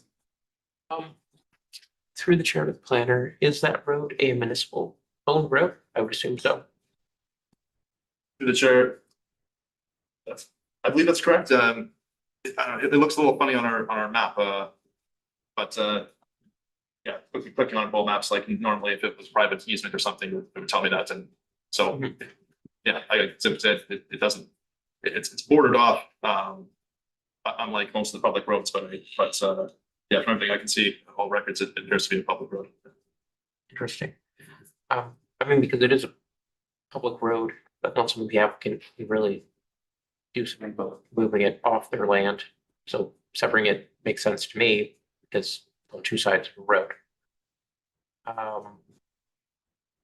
But yeah, I just wanted some clarification on that. Thank you. Sure. I should give some further info to Councilor Jurgensen that there are some further homes to the west of this property that road's leading to. So yeah, couldn't, if it were blocked off, it'd be taking away that entrance. Thank you, Councillor Jurgensen. Councillor Wade, followed by Councillor Patrick. Through the chair. So I think my comments are similar. I'll start by saying it does seem odd that they are severed and we're, joining them, but treating them differently. But it does seem to make sense, just the way it's laid out. And it's a technicality to allow an owner to take advantage of what they're not using and not wanting to look after. On this one, again, I would just in these kind of situations, we could look to requesting assistance from Bowen Island Conservancy with the biodiversity tools. Thank you, Councillor Wade. Councillor Patrick. Thank you. I'm going to start where Councillor Jurgensen took us, which was into what is the status of that road. I think that's worthy of investigation because I thought it said end of public road there at Mount Gardner Dock. And I have always understood that to be sort of a area that was not public. So I think that's a good question that needs looking into. For that little area of the island, I don't know how it works. And secondly, you'll see right in the motion that we passed already, the biological assessment hasn't been done yet. So I think that's another reason for it being premature, as well as the biodiversity plan and having a draft OCP. There's a bunch of things in to come before council directing staff to prepare a bylaw. And we don't even know the biological assessment will come, and then there'll be some scheduling time to try and get the committees together, and then there'll be a walkabout. And all these things take time, and I think directing staff to get going on preparing a bylaw is ahead of the work, which includes is it a public road how could the public get to a trail that went through there? Some of those kinds of things. So I'll be voting not in favor of the second. Councillor Fast. Not seeing any further discussion, I will call the question on the motion to prepare a bylaw to amend the land use bylaw. All in favor, raise your hand, say aye. All opposed, raise your hand, say nay. Nay. And that is defeated with Councillor Morris, Councillor Saunders, and Councillor Jurgensen in favor. Thank you, Mr. Backen. Moving on to 7.3, 1355 side zone, West Side Road rezoning application of some PRZ 2025-0113. We have Daniel Martin, our manager for planning and development, joining us here today.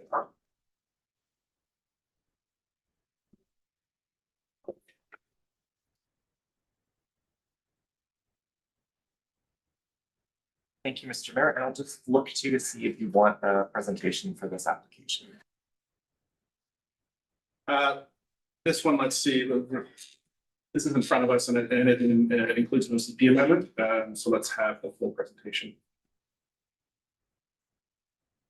So thank you. So I'm here before you for returning with an application with the results of referrals on this application on West Side Road. So by way of context, here is the road on the south side of, or here's the property on the south side of West Side Road. Located just one property north of Adams Road on sort of the west side of Mullen Island. Just where we are in the overall process, this was introduced to council, council referred it to committees, we're back with the results of referrals. Just for note for council's previous discussions, so if council had moved to bring back bylaws, we would decide to come back for the bylaw presentation first reading. So we have this extra touch point for council to hear the committees before direction to draft bylaws.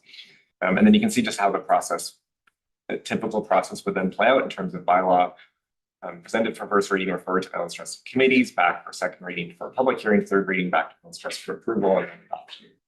So still fairly early in this bylaw process. So council referred the application to the Advisory Planning Commission, to our Parks, Environment, and Climate Action Advisory Committee, and to Birch, our nonprofit housing partner, as well as to the OCP Steering Committee for information. Directed a site visit with council that was held in December and to report back with the results of the referral. There we are. So our Advisory Planning Commission met and their recommendation to council was that council deferred consideration of this proposal until the official community plan is updated and the Grafton Lake Watershed Management Plan is complete. And you'll see there that wasn't a unanimous decision of the commission, but it was carried. The Parks, Environment, Climate Action Committee provided a recommendation for council. Supporting protection of riparian and stream areas. They supported a trail connection between Adams Road to West Side Road, provided that it doesn't interfere with the privacy of neighbors, negatively impact sensitive habitats, and that it connects with a proposed trail on lot 7 Adams Road, which is subject of another rezoning application. And they recommended increasing the size of the buffer between the proposed development and the stream side protection enhancement area. They wanted to see measures in place to protect that, SPIA it's called. And then finally recommend the application achieve the 50% conservation protection as per our conservation development policy. And then we have a recommendation from Birch that came, which essentially in their report outlines 3 recommendations. So one being that should this rezoning application proceed, they would want to see further work to establish the terms of a housing agreement that would match our affordable housing policy. So minimum 15% of the floor area being non-market rates. Should the rezoning application move forward, they would recommend discussions about additional measures such as building in more phases over a longer period of time. And finally, they recommended that the application have a maximum of 12 units. So that's to be consistent with their recommendation to the OCP Steering Committee about pocket neighborhood development and seeing the maximum of those developments be 12 units. And then the report also has an update on the proposed septic from Vancouver Coastal Health. So they provided an update to staff that the applicant has amended their proposed septic system. So essentially they fully split and severed the 2 systems. There will not, that application has a professional opinion, there will not be a cumulative impact from the 2 systems. So it meets the sewerage system regulation and they'll therefore no longer require referral to the Ministry of Environment. So the note from BCH is that the original filings were already divided into two systems, but this is moving one this is into a different location so that the charges will not commingle in the receiving area. So you see the staff discussion in the report taking the results of all these referrals and essentially recommending amendments to the application to increase the proposed protected area to achieve that 50% conservation development and to reduce the number of proposed units. And then you'll see then in your agenda in a letter on March 6th from the applicant, and again in person today, the applicant proposed to amend their application to increase the amount of protected land and decrease the number of proposed units. And specifically, they call out to provide that 50% conservation development protected area and seek rezoning for 19 homes. And so they note in their letter that they would still intend to proceed with a phase 2 as a future application and future rezoning, but would like to amend their application to proceed with 19 to essentially prove that that they can provide a meaningful development, and then that second phase would be after showing success in the first phase. And the request from the applicant then is to move alternative number 1, which is to direct staff to work on those amendment bylaws to bring back for consideration of first reading. So I'm just then outlining alternatives here all in one place. The recommendation in the report is to direct staff to seek amendments to the development proposal to increase the amount of protected land and reduce the number of proposed units. And then I note here, so based on that March 6th letter from the applicant, staff would be moving this recommendation as a motion to seek fewer than the 19 amended amounts.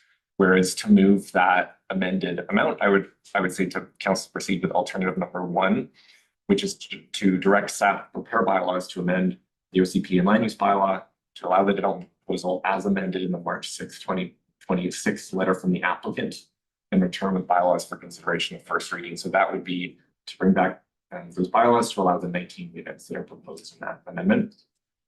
And alternative number 2 then is essentially following the recommendation from the APC, direct staff to not pursue the proposal any further. And then alternative number 3, it's always there for council to reject the application that is before you. And a further alternative would always be to direct the information, to report back to staff for more information on something that's specified. So I'll stop my presentation there and turn it back to the discussion.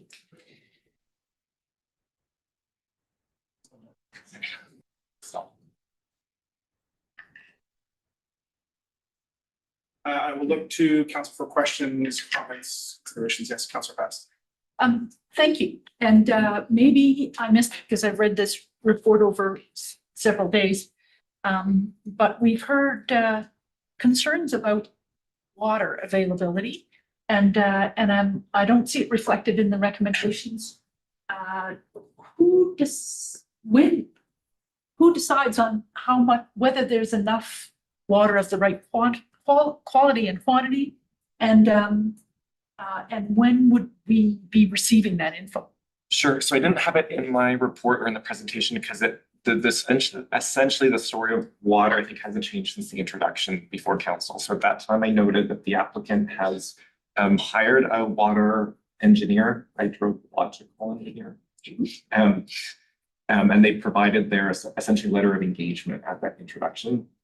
And what staff noted in that report is that our land use bylaw has requirements for water at time of subdivision that say you need a professional engineer to certify that there is sufficient water to meet the land uses that are prescribed, that they can monitor it and monitor essentially neighboring wells, neighboring water levels, and they can certify that that there is enough water to draw from the ground to manage the proposed uses, and that drawing that water does not lead to a drawdown of neighboring water sources. So that's something that's in our bylaw that we require people at time of subdivision. So what we noted in the introduction report is that we would recommend council require that after a first reading and say, first reading to show the applicant that like conceptually, we support the proposed development to some form to bring it to first reading. We're obviously not going to go to second reading or go to public hearings, but we also have satisfaction on the water.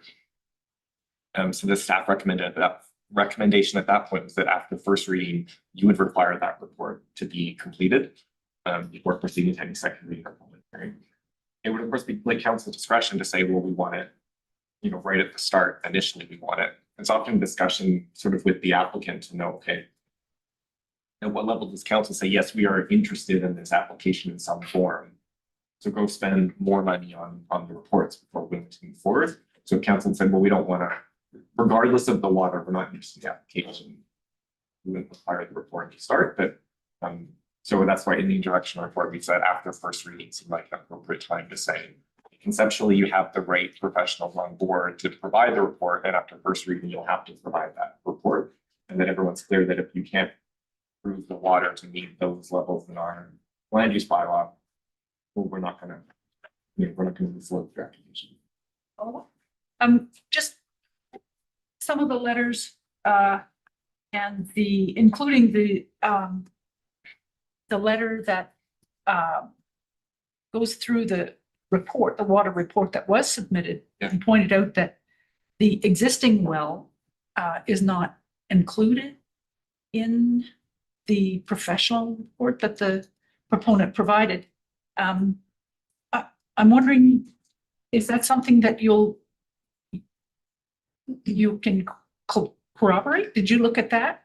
Or who screens the professional reports? Through the chair, I mean, we would have the ability to request a third party report. So there's, to the correcting, I say I'm not professionally qualified to do it. I am, I do often review reports from professionals and sort of ask clarifying questions, such as, it seems like the map, we have more matched wells than are shown. And we could have that sort of back and forth. Okay. Thank you. That'll do for now. I just want to also mention, I'm concerned about the work that council's got underway in terms of the Grafton Lake Watershed Management Plan that we've already budgeted for and the contract's let. I'd like to wait for that as well as for the OCP for this one, because it's and for the biodiversity plan and all the other info we've got out there, because this is we've got so many concerns about this as a bigger project, perhaps with a second phase. So anyway, so far I don't see myself supporting it unless somebody can convince me otherwise. Thank you. Thank you to the chair. To Ms. Martin, I'm just kind of curious to what we mean by affordable these days. I looked in the report, the Birch report there, and frankly didn't find their definition of it particularly helpful for what I'm trying to find. So, in that particular piece of your report, the Birch letter there, it indicated, I think it was you need an income of 120 to 135,000 or something to afford these things, which doesn't strike me as I don't know what the average wage is now, but that doesn't strike me as something the service industry could manage, sort of thing. And then given that, if that's the case, there's kind of a cascading effect of cutting, that was probably based on those numbers, the illustrative financial numbers were probably based on the original 34 units, I think it was. And now we're seeing 19 or 12 was suggested as well, or 12 was in that report. The developer suggesting 19. It strikes me that because financially you got to get your money back somewhere, then maybe the pad rental isn't $1,000, it's got to become $1,200 because we've only got this many units. So now we're driving, by reducing the number of units, we're driving up the cost of the units. It seems, I don't know, I'm not the developer, but it strikes me that would be the obvious outcome. And then how affordable is this at that point? So I don't know if you can comment on that at all. But please try. So through the chair, are different housing agreements, some of them have different ways of requiring that affordability within them. So most recently, the Area 1 development is just below us here. What its housing agreement does is it ties the affordable units and the rent of those affordable units to what are called hills that are put up by BC Housing that are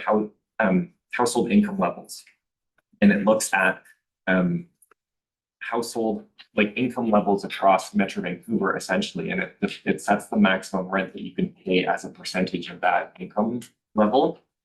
So it's trying to tie the affordability directly to income levels and say you can't charge more than that. And I think that's what Birch's intent is in saying that they would want to see, 15% of the floor area tied to affordability, is that we would look to have a housing agreement that does directly tie those numbers, so that says, okay, 15% of it is at a level that matches income levels or matches the median income level in the area, and it's affordable for people. I mean, I think Birch is struggling too in terms of our referrals and trying to match our affordable housing definition with some of the proposals, and they're trying to use the language almost non-market and say that's what our affordable housing policy is really looking for. It says it's affordable housing, what it's really actually driving is non-market housing, which is different. Because I know, affordability is often in the eye of the beholder and in the income level of the beholder. And so, one thing is sometimes it's easy as well, I think, to look at a proposal and say, well, the numbers proposed in this development of increased density is not affordable. But the flip, I guess, would be to look at, well, what else is available on Bowen, and say, what's available on Bowen is a 1 acre lot with a house. Well, that's even more affordable. Like, we don't have to look at the income levels of somebody to buy a house on Bowen now and current mortgage rates and say, well, what that income level be, that's even more affordable. Oh, thank you. That was quite useful to me. Then what you're describing is that for the development as a whole, a percentage has to fall under whatever we determine affordable is. But this unit doesn't necessarily have to, just as a whole, as a group, we need to come to some accommodation about what that means. Yeah, through the chair. And again, some of our housing agreements do it differently in that some specify call out like these units. So in the Bowen Island Club housing agreement, it calls out if it's a floor plan and it says this one, are the affordable housing units. And others, like this one, has just a number. And so we have essentially an annual checkup and CMHC an annual check. So you need to identify which ones they are, but it gives the developer some flexibility to be, if somebody moves out and somebody moves in, they can change which one is the designated affordable unit. Thank you.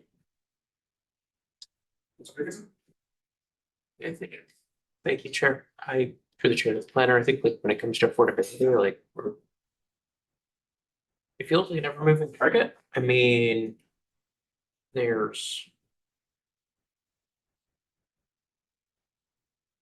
definitely a need for diverse housing levels on Bowen. I mean, what's affordable to one is not affordable to another, but some level of affordability to the middle bracket makes a lot of sense.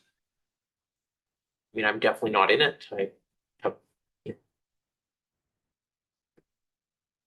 wages and so forth under the 18,000 a year bracket, so it's like I'm at the lower end of that bracket. But so this would not be a development that I afford, but I can see where that would fit into the diverse housing needs on Bowen. Would it be possible to seek more clarity on from the proponent about whether here or afterwards as to the anticipate cost changes due to a reduction in the number of units?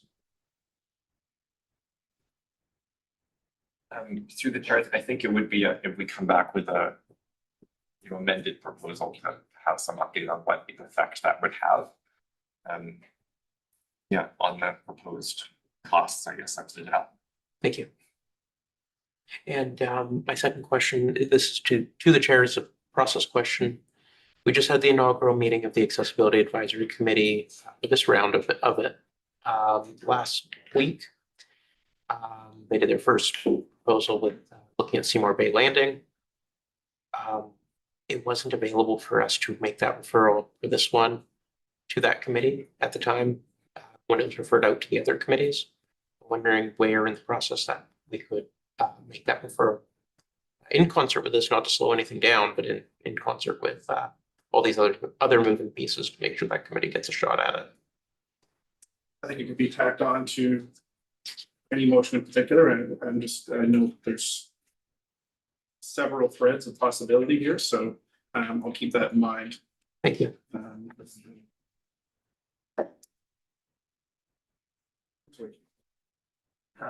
Through the chair. I think the the case for reducing it to 12 makes a lot of sense. It's gonna put less pressure on the water and the wastewater, and give us a chance to see how that many will affect it. I'm, I'm not sure what it will do to the numbers, but there will still, at 15%, there'll be 2 units that are affordable when they're put purchase suggested. So I think that makes sense, and whether we call it a first phase or not, doesn't matter. They can come back with an application for more. Absolutely. Questions I have, one is just maybe a form of how this whole project is held together, and then actually some land use planning questions I think are more in your domain. Is this a non-profit housing proposal, or what's the entity that's holding this together?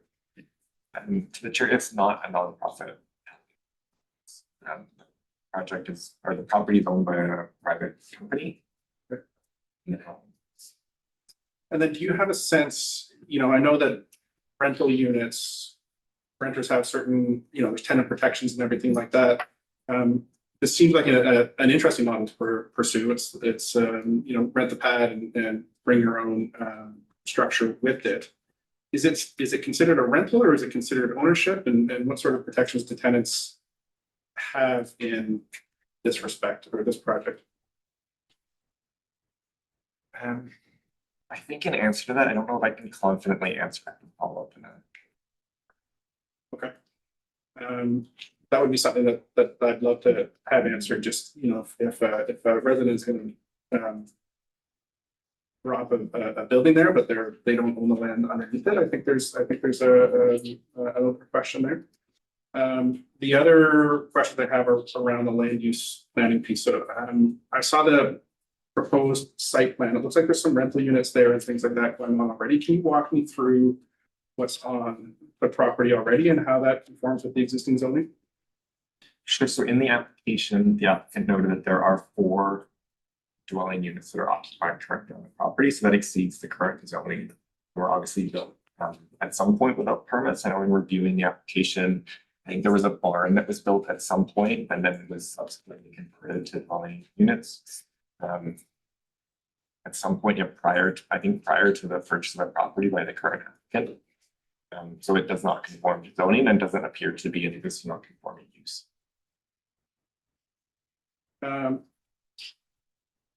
The other concern I have is just with the OCP amendment side of it. I mean, this is where I find myself the most challenged with the application, is that we're operating under a current OCP that specified a zoning regime that the community presumably agreed with and that we've been operating on. And we've got a new OCP process that's underway and roughly do the same pieces. But in terms of community and the way that we define neighborhoods at the neighborhood level, the proposal that sits in front of me is so far outside of the existing zoning in terms of density.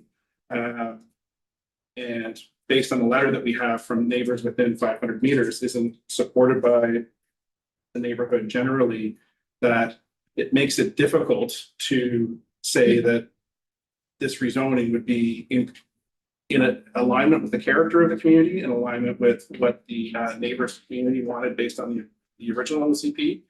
And I don't have any contemporary way to look at it under the new OCP yet.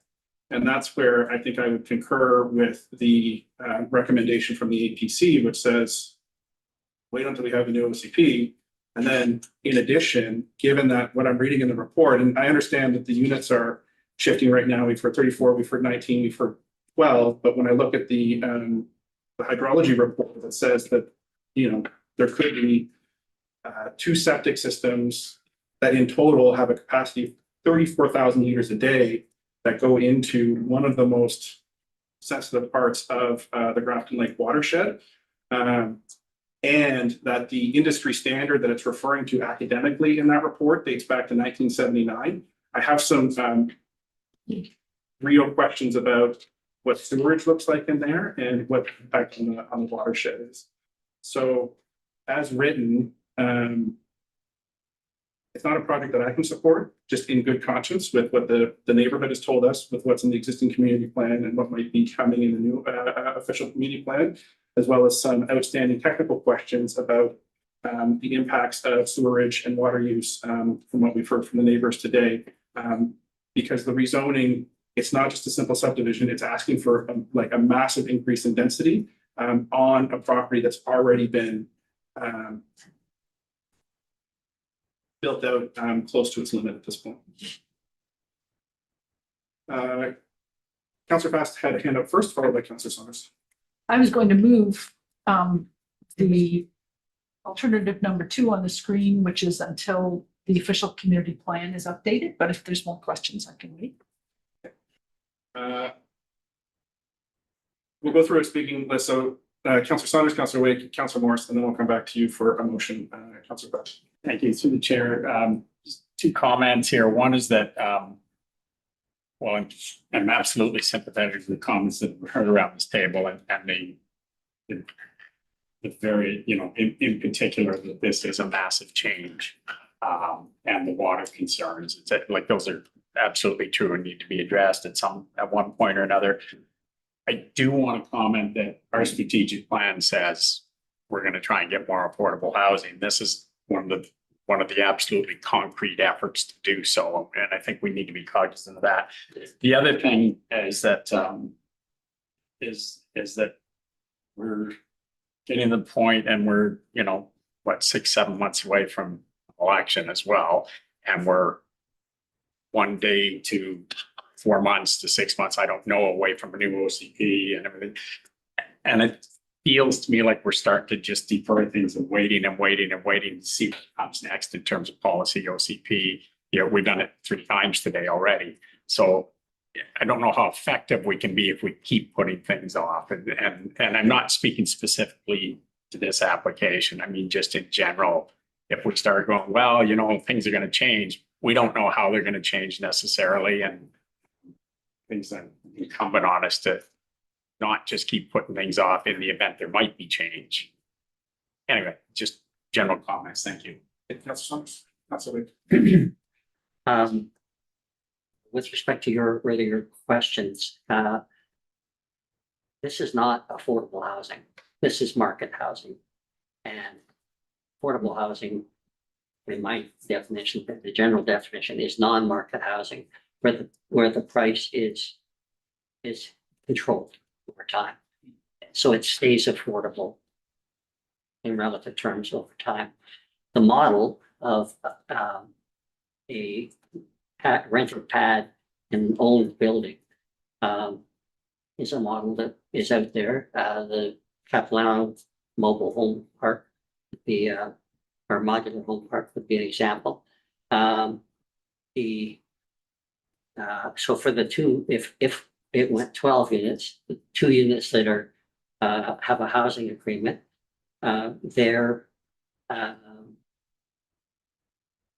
those units would the increase in price of the pad rental over time, and the amount the owner would be able to sell the unit for, if they wanted to sell it, would be controlled, but the others would not.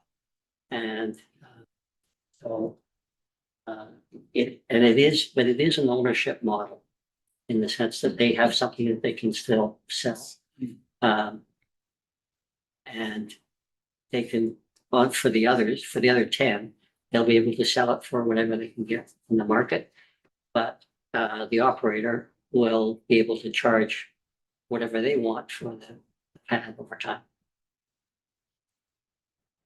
Councillor Wake, Councillor. Well, I'm still trying to find the MDM document. I have real difficulties searching through the municipal website to find planning related documents. So a couple of other comments. The septic, my understanding from reading the documents and having one of these pre-treatment plants on our property.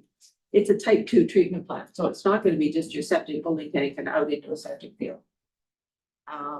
It's going to be pre-treated, and I do recall people saying to us, you could drink the water that comes out of it. Not that you want to, because you know where it's come from. And then we've had tons of letters of support along the way. And there's no reference to any of those in here, and that's probably, you know, hopefully the applicant has them, but could gather them up. Maybe it's not affordable housing as Councillor Wake's definition, but it is another type of housing which is less expensive than going and buying a single family home on the lot. And it's providing another option for housing, which on the letters of support seemed to be something that was of interest. I don't know if the applicant's been having people say, let us know when the pads are going to be ready, because we'd like to believe it. That might be an interesting question. So just a few other Councillors. generally, you know. Councillor, Go ahead. Councillor Getty, followed by. So, what I like about this proposal is the idea of cluster housing. I think that's a principle for Bowen that certainly works well in terms of my experience with Davies Orchard and, you know, small houses that are close together, and building a community. But there's, beyond that, I have the same sorts of problems that the mayor has voiced, primarily the density, the questions that have been raised with respect to the water and the well, and whether or not there's actual a third party opinion that might be helpful. And I think that the whole issue of you know, whether it's drinkable or whether it's something that is going to have an effect on the Grafton Lake water system, which, you know, I'm downwind from that in terms of the Coal Bay Water District. So that's of very high interest to me. I think that this, I'm not prepared to vote for or support alternative 1, and I would want more information in terms of, I'm thinking of our housing needs assessment, and that this is not necessary in terms of the numbers of units that we need. It's just, this is providing a different way of owning something, and there's lots, it's very new, it's very different, it's something that I think Bowen is perhaps some people are ready for, but other people are definitely not. So I think that's something that we have to look very long and hard at, and I need to what's going to happen with the official community plan to be able to sort some of that out. So I'm supporting alternative number 2. Thank you, Councillor Getty. I did see Councillor Gergensen with his hand up. And further. This is not specific to this proposal, but there's been a lot of conversations at the open house on the weekend, just out in the community at a lot of tables that I sat at with council about both wastewater treatment and treatment of water. And at what point do we have to start looking at closing that loop? I understand and appreciate Council Morris's comment that water might be drinkable, but you might not want to because you know where it came from. But at what point do we have to make that, start looking at that as we run out of finite resource? And I said, this is not specific to this proposal, but just something that seems to come up time and time again about both wastewater and water treatment. And really not sure what we can do about it, but just a question put out there. Thank you, Councillor Gergensen. Over to you, Councillor Fast. Thank you. I would like to move that council direct staff not pursue the proposal OCP RZ 2025-0113 any further until the official community plan is updated. And I'd like to speak to my motion when it's time. Moved by Councillor Fast, second by. Like to amend? There's actually, if you would like to have a quick chat with the mover, you could suggest an amendment because it hasn't been seconded yet. Councillor Fast, could we amend that the AAC, this be referred to the AAC for their? Oh, good idea. You can Yes. do this? We can separately do that. Oh, I'll be happy. oh, okay. So right now, there's a motion that council directs staff not to pursue the proposal OCP RZ 2025-0113. Any further until the official community plan is updated. Been moved. Is there a seconder? Seconded by Councillor Getty. The discussion on the motion. Yes, Councillor Fast, followed by Councillor Wake. Thank you. The reason I could have listed a whole bunch of other reasons why, or other plans that we're waiting for, other information that we're waiting for, other mappings. But island-wide water plan, all these things. But I'm happy with sticking with the official community plan because this is the long-running vision for the island that also ties in to the island's trust and has to be approved by them. This OCP amendment would. And one of the things in the OCP from way back, as I recall, Judy's got a copy of it over there, I think, 1986, was at that time, there were areas of the island that were zoned for community water supply protection. And we've moved away from that over the years. Now we've got new info that was presented to us back in the summer about the groundwater intake areas. There's one of them nearby. And I think we need to think about the water, as others have talked about. I think we need to think about the diversity of neighborhoods, especially the rural character. Like these are large lots, food gardens are possible, owning some animals, horses, chickens, whatever, are possible. Nature's nearby. This is one of the kinds of neighborhoods that's special to Bowen and special to the islands. And I think it's way far beyond to put what has been called a village. I'm not sure if they're still using that, but into this neighborhood. And I'll go faster. Secondly, I've still got a question about manufactured home parks. There was one of the letters that made that point, and I'd like some clarification about that at some point. Doesn't have to be now. And then, yeah, that's all. That's why I'd like to wait for the official community plan. That's our long-running vision of the how the community wants to see the island proceed into the future. I've got concerns about climate change that are not necessarily addressed in what I've seen so far about this plan and this proposal. And so I'd like to wait to see what the official community plan committee says too. And then later, let's make a motion to refer it to the accessibility committee as well. Thank you. Sorry. I think the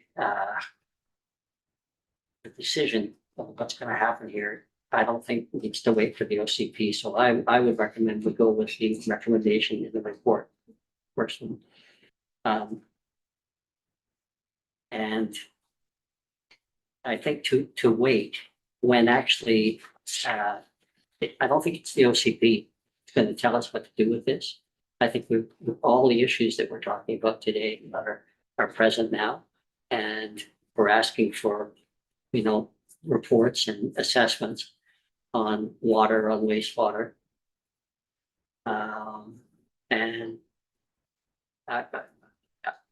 as I said earlier, I think if we reduce the size of this, it just may work. And I think we should give the applicant time to, not say, okay, we're just stopping the process until the OCP comes. So I won't be voting in favor of this. Thank you, Councilor Wake. Thanks. I'm going to move an amendment to this that we add in the Grafton Lake Watershed Management Plan is complete. Sorry, can you repeat? Yeah. So that it reads, the corporate office. For a second here.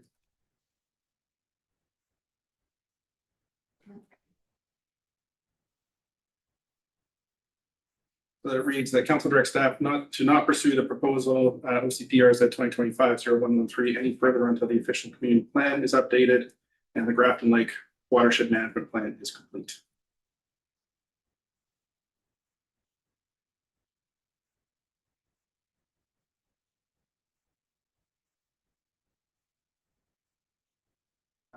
Councilor Getty seconded that.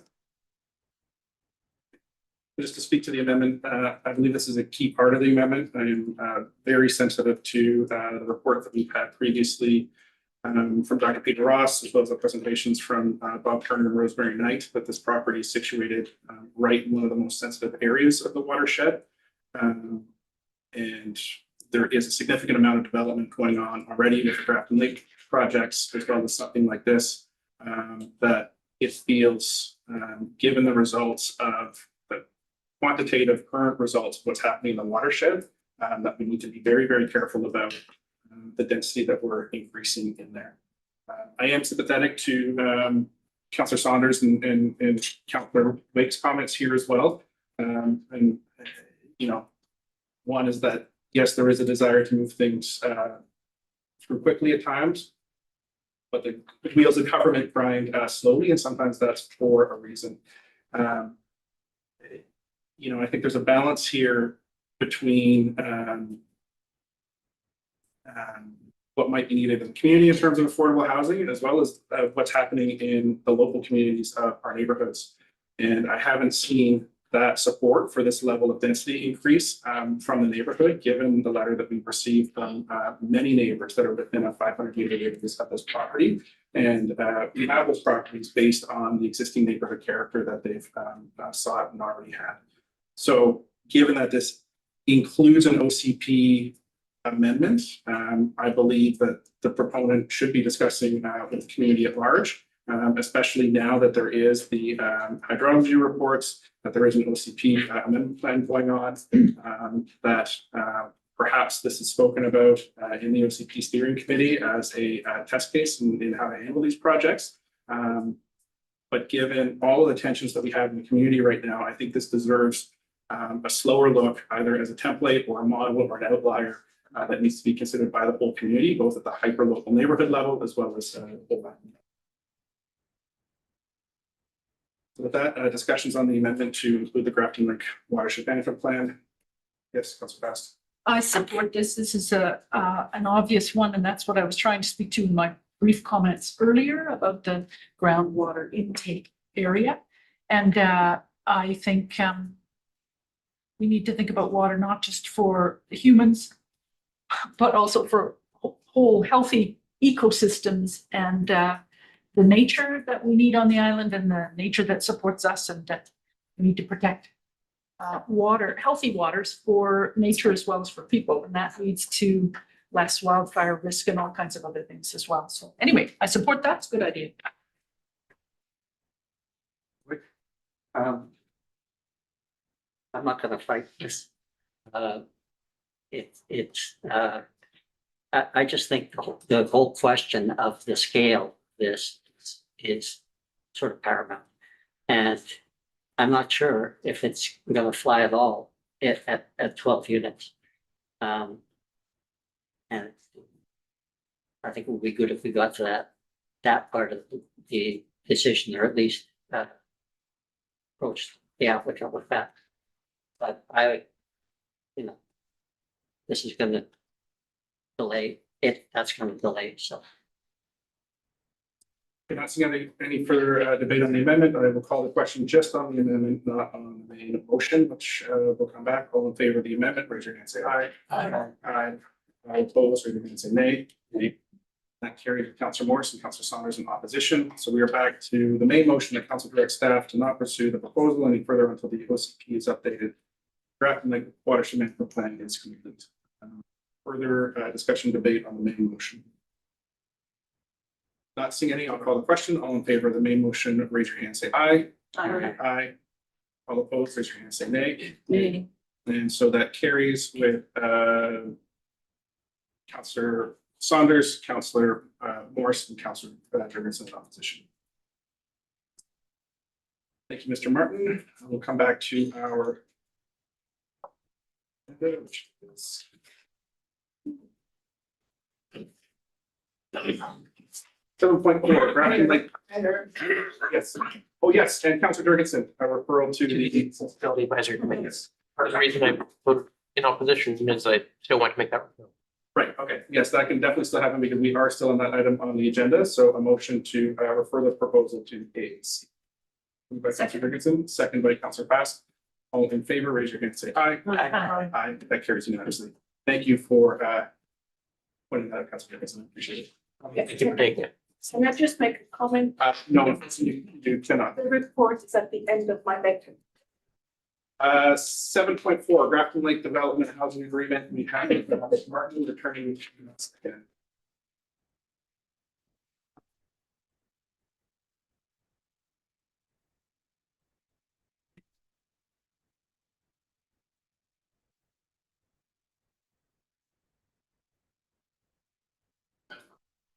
Thank you, Mr. Mayor.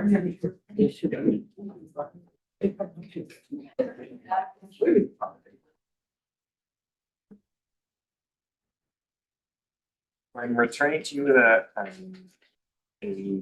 project that I brought to you in September regarding an affordable housing agreement around Grafton Lake. And so just by way of background again, so this is part of the Grafton Lake rezoning.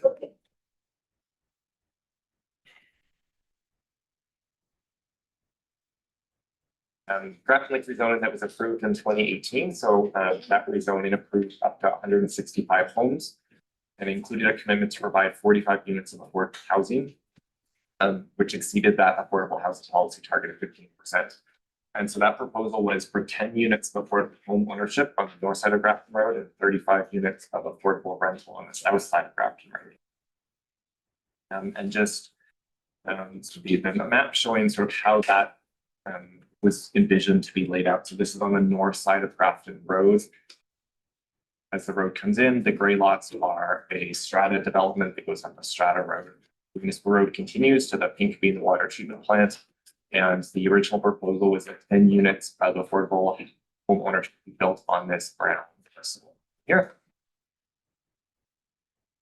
And so we came in September with the proposal from the developer August, essentially about a proposal to, instead of providing the 10 units of affordable home ownership, provide a cash in lieu option that would be provided to the municipality that could be used for our affordable housing fund.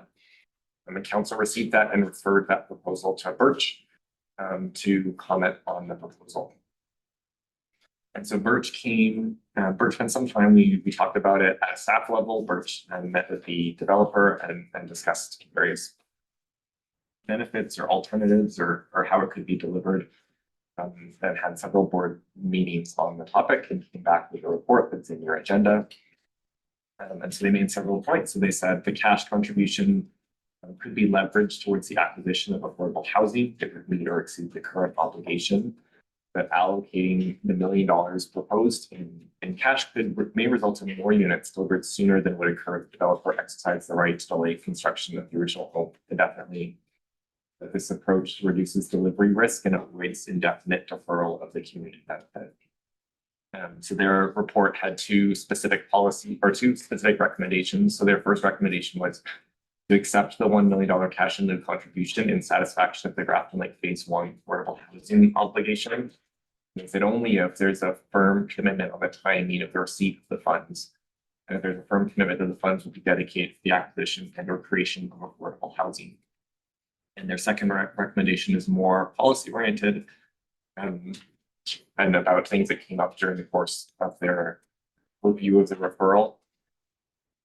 So they recommend that in future rezoning applications and future housing agreements that we include timeframes and contingency provisions to prevent affordable housing obligations from being delayed indefinitely and assign a clear dollar value to the affordable housing units at the time of rezoning. So the value can be referenced in agreements and later renegotiated. So that's one of the challenges in this discussion was sort of trying to tie down exactly what was promised in the first round. And so how can we compare that to what's being at this point? And so the recommendation is council direct staff to develop a housing agreement bylaw for the Grafton Lake development in accordance with the proposal contained in the staff report. dated February 4th, 2026. So that would be endorsing the developers and Birch's proposal of taking the cash in lieu contribution. That would be placed as a housing agreement by law on the lands to be developed. And just, sorry, to go out of order here. Just to note, so the developer's proposal essentially is to take the brown piece of land and that single family lot to develop small housing units separately on each of those. And that's the housing group to be placed on both titles. So at the time of subdivision, they would be contributing the $100,000 per lot towards our affordable housing fund. Thank you. Thank you through the chair. The fifth bullet point there in the summary in your report, included housing agreement that limits sales to Bowen residents or workers. I'm curious to how you envision that being policed. Like, how do we define, if you're paying property tax here to your resident, or if you work here 2 days a week? I realize you haven't gone through all of those details yet, but it strikes me that it'd be really open to abuse. Yeah, through the chair, we have similar clauses in many of our housing agreements. And I think in this and in others, part of our partnership agreement with Birch is that essentially we would to some extent turn over to Birch to enforce. And so I would envision essentially like a pre-registered list. Okay. Well, yeah. Okay, thank you. Councilor Morris, followed by Councilor. I'm having real trouble with this. My understanding all along, and I've dug out reports and various things, but I'm going back to a July 26, 2021 staff report. Based on council discussion at their September 11th, 2017 meeting, 10 units were to be provided as affordable home ownership in the first phase of development. So I'm reading that, and my understanding all along was they were going to build 10 units. And 1,500, what's the cost of construction these days? $300 a square foot? 600. 600, that's for bare bones minimum finishing and everything? Roughly. So, okay, so $500 a square foot. Do my arithmetic on 1,000 square feet of housing. What does that work out to? 500,000? Okay, so $1 million is gonna pay for two. Where are we? And then we got a comment in here from Birch about a cash contribution can be leveraged. What's the definition of leveraged? I mean, if we got another grant in mind that'll match, and that million will let us so. Your hand, Councilor. Yeah. So I just can't see where there's anything in this for us. And we're being made fools of. We had a total understanding that 10 units were to be provided in phase one. Ms. Roy? Through the chair, I think I'll in answer to your questions, I think what was proposed in that first phase for the affordable housing units at the time of rezoning and throughout the process was in essence an agreement that's similar to we have with the Belterrico housing development, where essentially the units would be built and sold at the cost of building the units with a set amount for the development of the land. So the proposal was never that the developer had to build 10 units of affordable homeownership to be given to the municipality. Well, I wasn't Right, understanding that at all. Yes, but so the proposal was to build the units, sell the units for the cost of building plus some cost of development plan, and then be captured by affordable housing agreement going forward, so the resale price is not. So what staff and what Birch struggled with essentially is like what was the value of that commitment to sell them at cost versus to sell them for profit, and that's essentially the value of the commitment in the rezoning of the covenant, is to sell them without the profit markup in those sales. And where Birch came to the conclusion that the $100,000 per unit was a fair representation of that. And I think Birch's report too speaks to some of the benefit in terms of the housing market on Bowen. It's the benefit of these units is having 10 small lots to be built with small homes on them is a benefit in terms of our overall housing need and providing diverse housing on Bowen, and that the $100,000, the $1 million could be used for other housing development. Well, I guess that's part of my problem is what does leverage mean? But still, they were supposed to be provided and built and marketed at that lower cost before the end of phase one. And we have not seen that, and so I just don't see how we're gonna benefit by taking $1 million, which doesn't leverage very much. Without knowing what leverage means, I can't. Thank you, Councilor Morris. Councilor Rubenstein, followed by Councilor Wake. So to speak to Councilor Morris's question about leverage, it's the idea of the rehabilitation of other housing stock would be cheaper than new unit construction. And that's at least my understanding of it from the purchase discussions, and Councilor Wake could possibly shine some more light on that. Yeah, so leveraging is basically using that as equity finance more housing. And I think it's pretty clear here that the developer here is stuck. And those units aren't going to get built. And I don't think we have a way to force him to build them. But this plan, which is actually quite similar to his original plan, is to sell lots and then let people who can afford, and this will be more for the middle income group for affordable home ownership. And there are builders and contractors on the island that can probably put it together and build one of these places for themselves. We're losing contractors from the island all the time, trades. And if they could build their own places, that's, and more contractors can stay here. And they could even do a shop on the lower level and residents up top. So I think it makes good sense, and there are other opportunities to leverage that money and create more housing that will actually be non-market housing. Well, I'd be a little more receptive to that suggestion if he walked in the waiting list of contractors only to buy those lots, build those houses. Thank you, Councilor Morris. Councilor Fast. Guess I didn't have a question. Yeah, except I guess my bigger question is, if they haven't been built since 2017, and it was mentioned by Councillor Wake, do we have a way to force a developer to keep this commitment, or should we go with this negotiated way forward now that Birch is working, now that the municipality is working with Birch, and Birch has had their eyes on this, and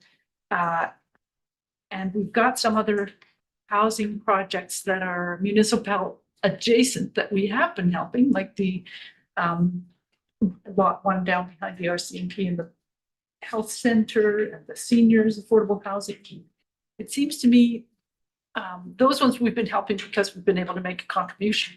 Now we've got this partner. Maybe we can help this come out of limbo and into reality. And I think we've got a negotiated possibility here that puts the ball into our court with Birch. Sounds good to me. I think we should. I think we should accept this.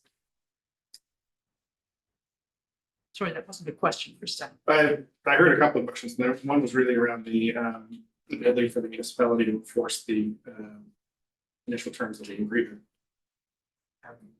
Through the chair, there's a covenant that was registered as a condition of the rezoning that did require provision of, affordable housing units in phase one, the 10 units, to the municipality's reasonable requirements. So that, I think everyone agrees that that is in place, so that it doesn't have timelines envisioned with it, but it does say essentially before phase two, before they start development on the next phase, we would look to see completion of phase one. Which includes the deliverance of the affordable housing units in a way that is acceptable to council. So I think it would comply with terms of the covenant to either, proceed with the original plan of building them and selling them at cost. I think if instead we say, there's a cash flow option that would still fulfill the requirement, but we would require that box be ticked before we would contemplate a phase two subdivision. Councilor Getty, followed by Councilor Wick. I'm struck by the fact that this council has become so sophisticated in terms of drafting contracts with respect to big projects and things that are missing and, maybe overlooked or weren't enforced. So now that our term is about up, we're really up to speed. That's really good to know. But with respect to the recommendations for policy orientation, it seemed to me that there's I'm reminded of what happened when they developed the waterfront in North Vancouver, and they required parks to be built before any of the other construction started on any of the condos, and that they had a number of problems and disagreements with the developer in terms of whether or not that was economically possible, and they forced it and simply refused to allow the building of the condos to proceed unless the parks and the walkways were planned. So the term that you just read out, is that sufficient to force a developer to live up to the agreement in terms of build first before you get any of this other stuff? I mean, in effect, we are in a position now of holding up phase two of development if we stuck with this covenant. And that's some leverage for us, but it wouldn't necessarily get this different housing stock built, or would it just be deferred indefinitely?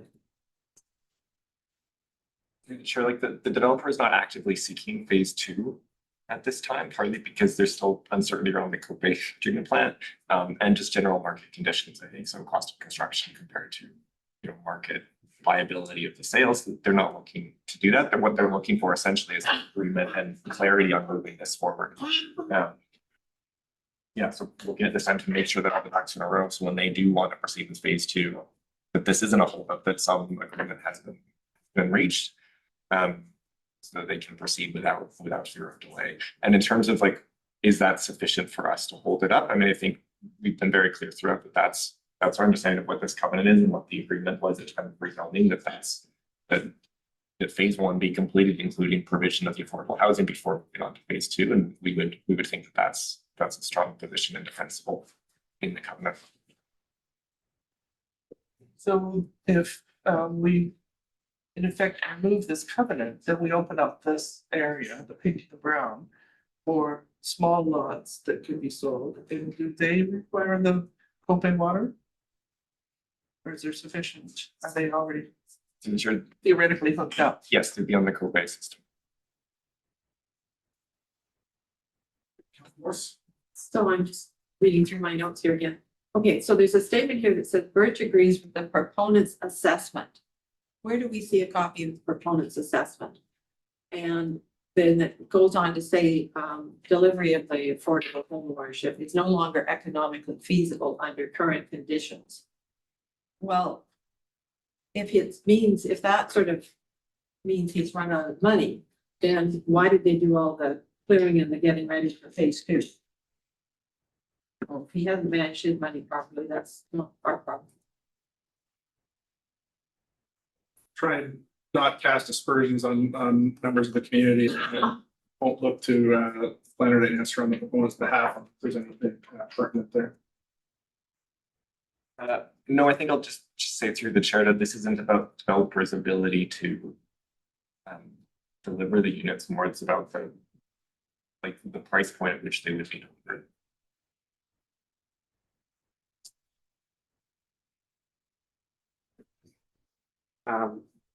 Yeah, I see Councilor Davidson and then Councilor Big, followed by Councilor Davidson. Through the chair, I think the big thing here is conditions have changed dramatically since 2017. And what was feasible then is not feasible now. And we want to look at getting housing built. So this proposal, which, and our colleagues at Birch have done a lot of analysis on this, and they're telling us this would be the best way to get housing built. And if we try to force the developer now by saying, you can't go to phase 2, well, then everything's just going to sit until who knows how many years, and we haven't got any housing. So I'm gonna pause this here because we're starting to circle around the same points.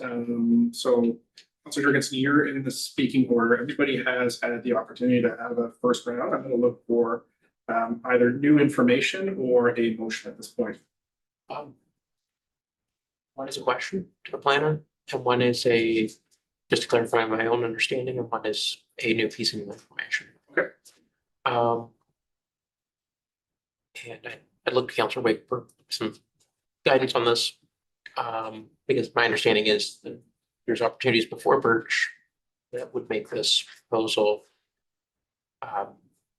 could be put to much better use than the proponent could put it towards, but I believe that they are still not able to be discussed in open forum. And that's where I would look to Councilor Wake to confirm my understanding of that. And the second piece is through the chair to the planner. And my understanding of what you're saying is that the developer could build these units, but the cost they had to sell them at would not be considered affordable by any definition. To the chair, that's correct in terms of that's one of the concerns of the developer and the considerations. And then I guess secondly, if I may, Chair, just to note that the recommendation from staff is to direct staff to begin work on a housing agreement. So this agreement would come in place through a housing agreement bylaw the council would have to give multiple readings to and adopt. So direction at this meeting would not be your final opportunity to discuss this or seek more information. yeah, so you're correct. Councilor Jurgensen, the Birch has determined that there are some opportunities where they can leverage that $1 million and actually create some housing. And that's exactly what we've got Birch for. And it just makes total sense. And I would like to point out too, that in some of their other recommendations, they talked about timelines and delivery. So I'm gonna stop you there because we're now back into it again. So I'm gonna look for a disposition on some of these. Councilor Baston. I'm going to put the motion on the floor. Okay. And I support the motion that council directs staff to develop a housing and agreement bylaw for the Grafton Lake development in accordance with the proposal contained in the staff report dated February 24, 2026. So moved and seconded, discussion, debate on the motion itself. Councilor Fast. As one of the councillors who was here back in 2017, I'm glad to see that there's a different way forward because people have been asking, was there workable housing? And we've also got lot 1. We've done a bunch of work on that, including with Birch, and I think this would help move things along. Who knows where, but possibly closer to the cove. Thank you. Fast. Not seeing any further discussion, I'll call the question. All in favor, raise your hand and say aye. Aye. Aye. All opposed, raise your hand and say nay. Yay. That carries with Councilor Morrison in opposition. Requested that we take a short break, so we'll take 10 minutes and then come back at 3:50 p.m.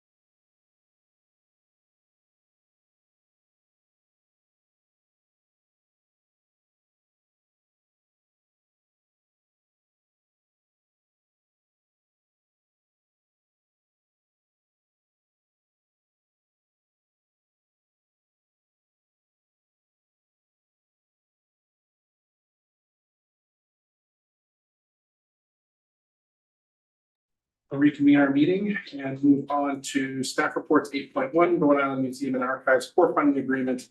We have our deputy corporate officer, Steph Shore, joining us here today. Thank you, Mayor and Council, for taking the time to hear my update. I've got a short presentation that can help guide the discussion.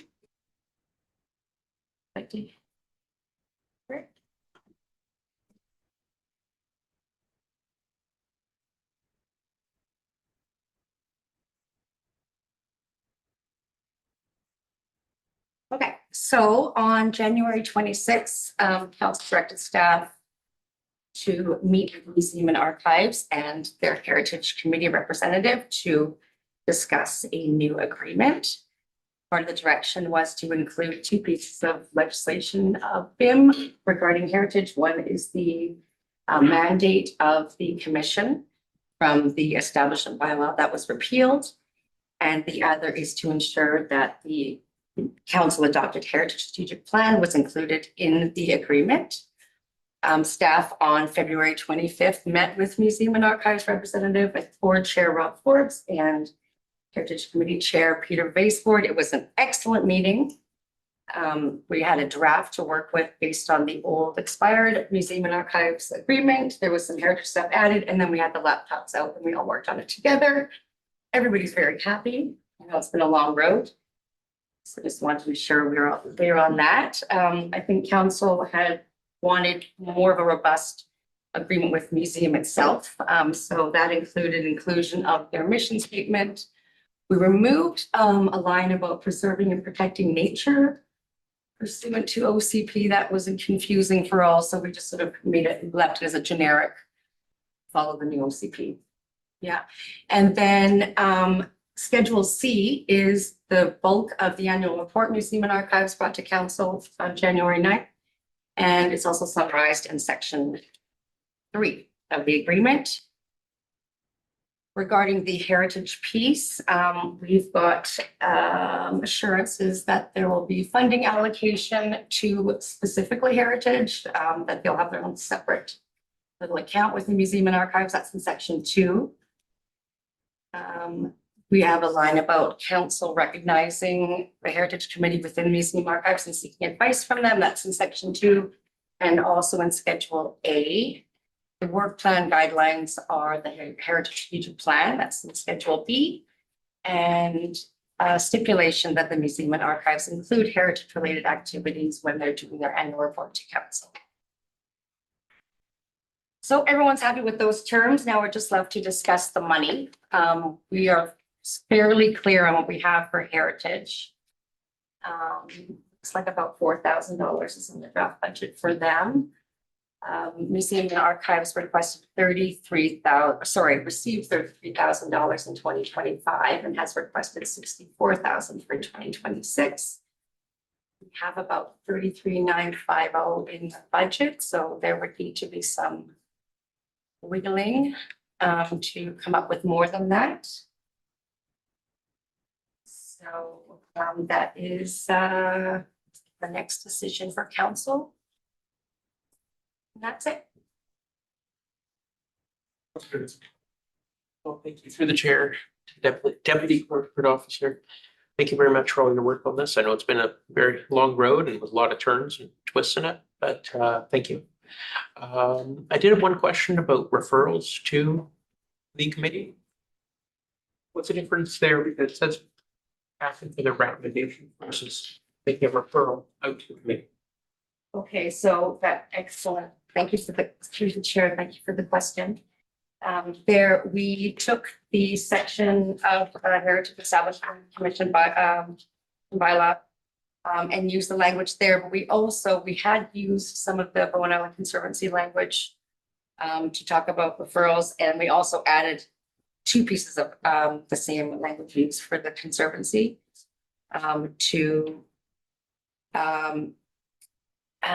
it's basically when deemed appropriate by council. So it says applications submitted to council, including subdivision, rezoning, development, and building that affect current or potential community heritage register sites or other assets with heritage value and or character will be referred when deemed appropriate by council. Thank you.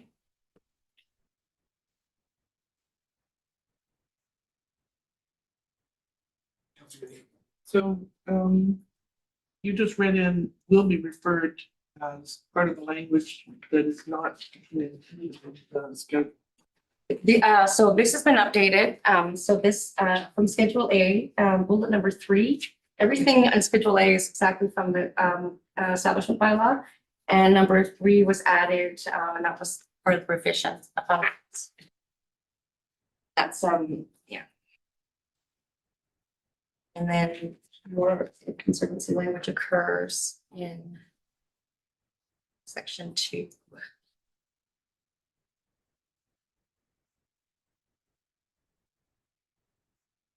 If I'm reading this recommendation right, staff is just seeking feedback from council and then a referral back to staff. Yeah, so my original to the chair was to had sort of agreement in principle because it was not quite finished. And then I feel like it's sort of quite finished, the content wise, just waiting for the amounts. The order of events is that then we'll be talking budget after this, or I don't know if we want to talk about it before with the CFO. We could lock it in now, or we could do it in that order and come back. I think it's up to you. Okay. So sequencing wise, it does feel appropriate to hear about the budget in context. Maybe what we will do then on this item is just look for council if there's any additional comments, questions, feedback pieces on the agreement itself, and then a motion to refer back to staff as part of the budget process. Is that? So to be clear, there will be a number coming out of the next item, I think, then? But part of it, it's difficult to say. We need to see what the numbers are and where money can be pulled from, or whether there's going to be, you know, some sort of property tax increase to make up a gap, or whether we're just keeping the same amount. I think it would be difficult for council at this point to say. Yeah. Yeah. I have thoughts as to where that money could come from, but I think it's an item. Maybe better appropriated the budget piece, unless the CFO has any suggestions or feedback in the process here. No, let's go with that. Okay. So we'll just look at the agreement piece then. Okay, great. I'm wondering if everybody looks at the last line of this recommendation in front of us and then where it says direct staff, what if it said direct staff to bring it back to council for final completion as part of the budget process? That, I tried to catch some of your words in there. Or should we just say, and direct staff to complete the agreement, finalize the agreement when a budget figure has been decided on, something like that? Yeah. Was a precursor question I have is that, so we've established that Museum and Archives has requested 64,000. Currently, we provide 33,000, is that? 34,000. Have there been conversations on between staff and NEMA on what they actually need to survive, what's nice to have? No. Okay.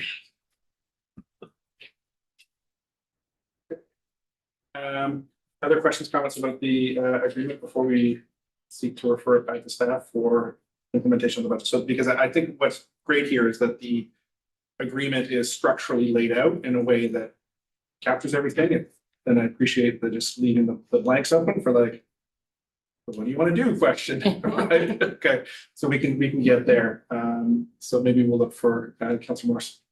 Well, my understanding is that BEMA wants $64,000, as I recall from their presentation back in June. Yeah, 64,000 for 2026. So I guess my question would be, they looked at this agreement, right? They helped to write it. And so they must know in order to deliver under the agreement, how much money we. And I'm guessing they want 64,000 because to deliver under this agreement, they need to A, pay the staff a reasonable wage, and B, they need extra hours. The presentation we got back in. So are we comfortable with $64,000? The staff's gonna need some direction. Do we go back to staff and say, yes, you can, okay, where's the money gonna come from to fund 64,000? If that's what we want, or are we gonna say, I'm gonna come back and they will find the money from either the tax increase or take it from somewhere else. So there's $30,000 if I'm understanding, so they want 64 plus another 4 or 5 for. Were they clear on how much they wanted for the extra bit? Through the chair, the heritage funding is separate. It's a separate line item. Yeah, I know it is in your plan, but has staff included that in the budget at this point? So are we looking to find 69,000? No, we're looking to find 34 of that, 30,000. 30,000. So that sounds to me like staff at this point is proposing $30,000 more in total, not including the extra. In total. So they're not gonna have to cut too much. Do the chair, if whatever council decides regarding funding at the next item, staff would be able to have an additional meeting with the Museum and Archives, which was part of the work plan agreed on by all parties. Councilor Dirksen, followed by Councilor Preston. Just to clarify, so you're saying that there's 34,000 that's can already be allocated. The other 4,000 for heritage can also already be allocated, and just looking for that remaining 30. Yes. Okay. I'm wondering if process-wise, because all the questions and discussion so far has been about how much, maybe we could either switch the order or, because I haven't heard anybody's got issues with the funding agreement, which looks good to me. And so I wonder if we want to do a appointing first, but that's just an idea. Otherwise, I would say finalize the agreement based on a $64,000 total budget allocation, because that's what the work we've asked them to do, and the agreement is based on when they came to consensus.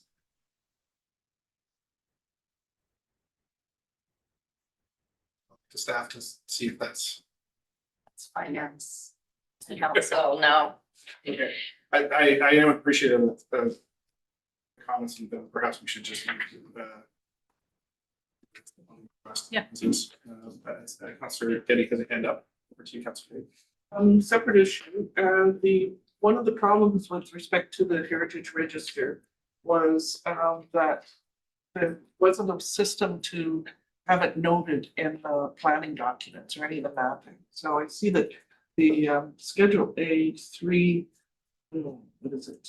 The third bullet under B talks about applications submitted to council, including subdivision, rezoning, development, building that affect current or potential community with heritage registered sites or other assets with heritage value where deemed appropriate by council. Is there some plan to have a notation on any of the planning maps so that both the existing register and the potential properties that have heritage value can be noted so that there's reciprocity, sort of cross-referencing? It's I guess a style work.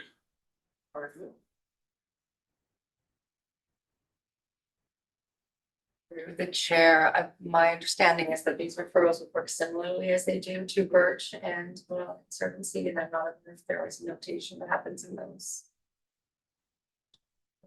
Okay, so if nobody in the planning department recognizes a property that's coming up for a development as having any heritage value, how do we get the referral?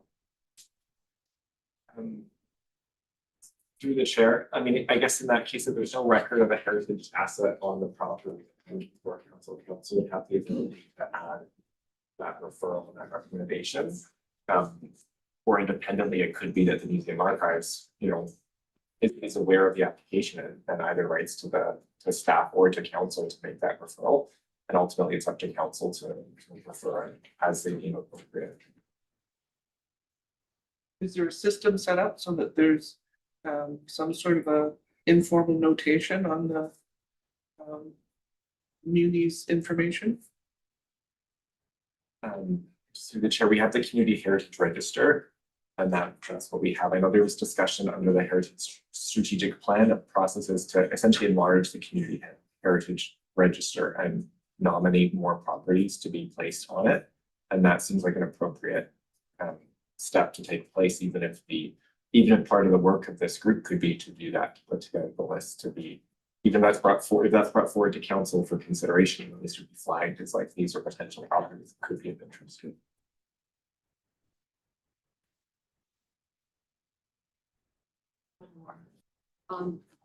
You'll see on that same page in Schedule A, advise council on other heritage matters where appropriate.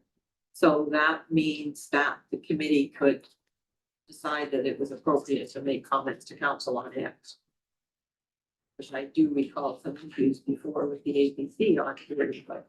Well, this came from the establishment bylaws, or that, so I just included that pursuant to direction if council would like to look at that. That was from, okay, but that was the establishment bylaw for the Heritage Commission. Yes. Yeah, which is a different. Which is the direction was to include that manually. I would support that. That's mandate, Remaining. remaining, yes, correct.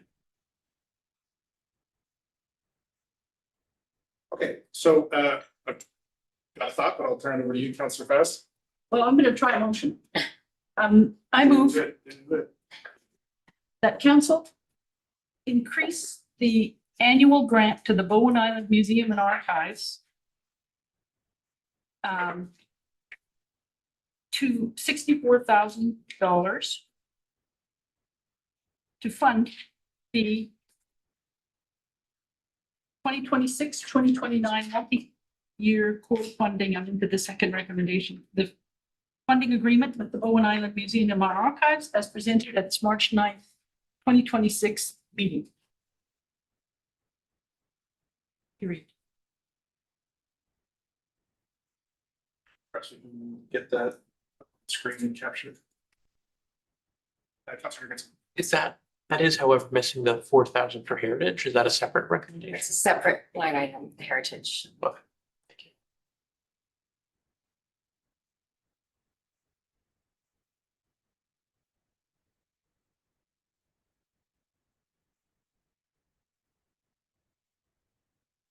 you. Sorry, mumbling here. So just for everyone in the room, the motion on screen has not been seconded yet, is that council increase the annual grant to the Bowen Island Museum and Archives to $64,000 to fund the 2026 to 2029 multi-year core funding agreement with BEMA as presented at its March 9th, 2026 meeting. Seconded by Councillor Wake. Discussion on the motion, Councillor. Just one clarification question. Right now, we were increasing the annually, I think, by a small amount, so No, it's not increased annually right now, not the BEMA agreement. I thought it changed when they wasn't different amounts for each year. Well, then I guess I'm looking at do we want to have it increased by cost of living inflation? That would have been an amendment I proposed, yeah, if you'd like to propose that. So insert after 64, thousand with an annual cost of living increase.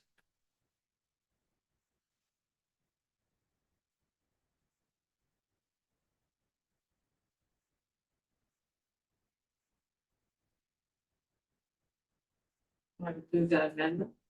Second. So on the amendment to add with an annual cost of living increase. Discussion, not seeing any, I'll call the question. All in favor, raise your hand, say aye. Aye. Aye, that carries unanimously. Back to the main motion. Any further discussion on the main motion? Not seeing any, I'll call the question. All in favor, raise your hand, say aye. Aye. Aye. That carries unanimously. Is that approval of the agreement? Yeah. Reader, I think that is. or it's coming back. Approval of the amount. Okay, come back. Yep. Thank you. Thank you, Mayor Council. Thank you. Moving on to 8.2, 2026 budget directions to staff on 5-year financial plan. We have our CFO joining us here today.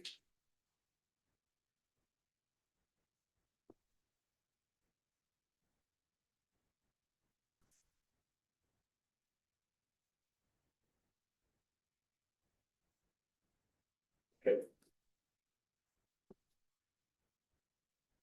Thank you, Mayor. Through the mayor to the rest of council.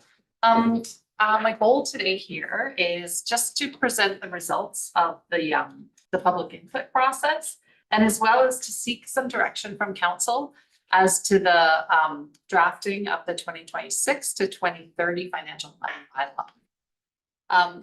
Just as a quick review, we did go through and have a February 26th budget open house meeting held by Zoom. The attendance was slight. There were probably between 3 and 5 participants at any given time throughout the meeting.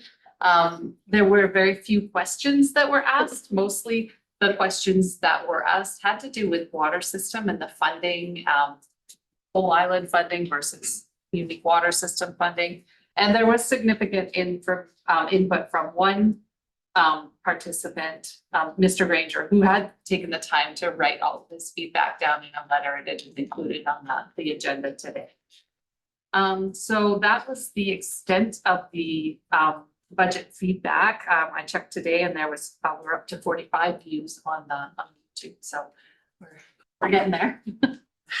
Now, just to go back to just kind of review what we've done, how we've broken out the budget process so far. So started back in the fall, October 20th, we presented the results of the user input survey and business cases for all of our staffing requests. On November 20th at the Committee of the Whole, we presented the operating budget with all the revenues and expenses. The December 15th Committee of the Whole is dedicated to the capital projects and reserve fund contributions. The January 19th Committee of the Whole, we discussed property assessments on Bowen Island. We talked about the property tax ratios and the ability to establish those by council. February 17th Committee of the Whole was dedicated to the utility budgets, the operations, user fees, and capital projects within each of those. So we do have a deadline to approve a financial plan before May 15th of any given year. So we've got quite a bit of runway between now and then still. But I do at this point seek some budget direction from council. So with regards to those directions, staff are recommending a budget increase of 6.6%. The new information that has just been discussed regarding the Bowen Island Museum and Archives has not been as yet presented in any Committee of the Whole meetings. And so we will be seeking then that council provide staff with some direction about how to fund this additional grant amount. So the amount has now been established to increase the grant by 30,000. The report does provide some options for consideration. But at this point, I think it would be helpful if council were to direct staff to come back with some options for funding that. And I do believe that we should aim to try to provide options that will fund that additional amount that fit within the existing envelope of 6.6%. So I believe it would be helpful to seek that recommendation from council. So as well, we have a complete list of contemplated capital projects and any direction that council's willing to give to include all or remove some or defer certain of those capital expenditures is also needed in order to inform the preparation of a 5-year financial plan draft bylaw. So I'm happy to take questions or provide additional information as needed. I do have 2 draft recommendations included in my report, which staff would recommend that council consider at this time. Thank you. I'd be happy to move the first motion about the 6.6%. I move that council direct staff to draft the 2026-2030 5-year financial plan bylaw for consideration inclusive of a property tax increase of 6.6%. Period. By Councilor Fast, seconded by Councilor Wake. Any discussion on this one? Councilor Morris? Can you remind, can the CFO remind us of when we did the financial plan last year, what we had said the budget increase would be for this year? Through the mayor, we did have one more year of 9.5. Given the economic conditions, just general economic conditions, and trying to read the room a bit, staff did work very hard to really do a deep dive on expenditures, really review them from a zero-based budgeting perspective, and I'm pleased to report that we came back at 6.6%. Not seeing any further discussion, except from Councilor Sanders and Councilor Getty. Thank you through the chair. This is probably kind of a stupid question, but that 6.6%, is that exclusive of the parcel taxes that are out? That's just the property tax itself and then the parcel tax? Yes, that's right. Okay, thanks. Councilor Getty. Okay, on page 3 of your report that's attached here, and we're talking about the ways of finding extra funding for the museum and archives, which we talked about. It also talks about the library and budget requests. So if I can start with the library budget request, then there's talk here in terms of surplus and operating surplus amounting to is it $60,000? And is that something that could be used towards their other line that has their, and I don't see the budget for the library specifically in this material, but they're requesting that there be an additional amount to improve the youth position, correct, or make it permanent or something. So if they've got an operating surplus, can that be applied to their request for increased funding? Through the mayor to Councilor Getty. So the library board is independent of council. The library board has the authority to allocate their surplus according to their needs. The process that council has is to approve the request by the library. For this year, it's $553,733, which is an increase of about $35,000 over the prior year. The council has the authority to approve the library request as it was given, or they may amend or approve a lower amount and send that back to the library. It's up to the library board independently to determine how their surplus would be allocated. So at this point, at the end of 2025, the library board will have approximately 80,000 in surplus, and they are, we spoke in December about encouraging the library board to develop their own policy around determining what the correct level of surplus is, utilization of that surplus, just to have some policy around that. And it's my understanding that they're working on that policy right now. Yeah, through the chair, if I can speak as a member of the library board, I'm hoping that we don't have to adjust the library's request Because what I've seen over the years, and I've been on that board for about maybe 10 years now, is that they save up the nickels and dimes because they never know when they're going to get an out of the blue grant from the province. The province doesn't fund them regularly, increases, it just sort of every once in a while, something comes. So, or they get grants. So this is a really highly functioning board that has put together that $1 million plus library annex project and all different funding. And they sometimes need to have funds set aside to do the other side of the grant.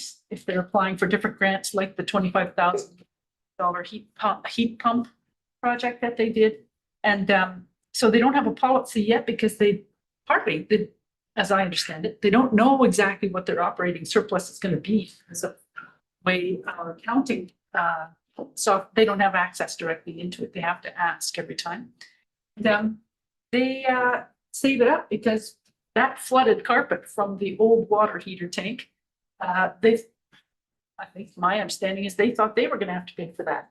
And here, so they save it up for things like that happened. And so this is why, they've agreed to work on a surplus policy. And but they're a high achieving board, and we've got a project. You have to have projects kind of at the point of being ready to go to take advantage of grant funds or granting opportunities, or when sudden funding descends and you have to use it by March. And so they sure, we need a policy, and now they have a CFO who's agreed to work with them on that policy, which is terrific, and which they didn't necessarily have other years, or they've been up to their necks in alligators of different kinds.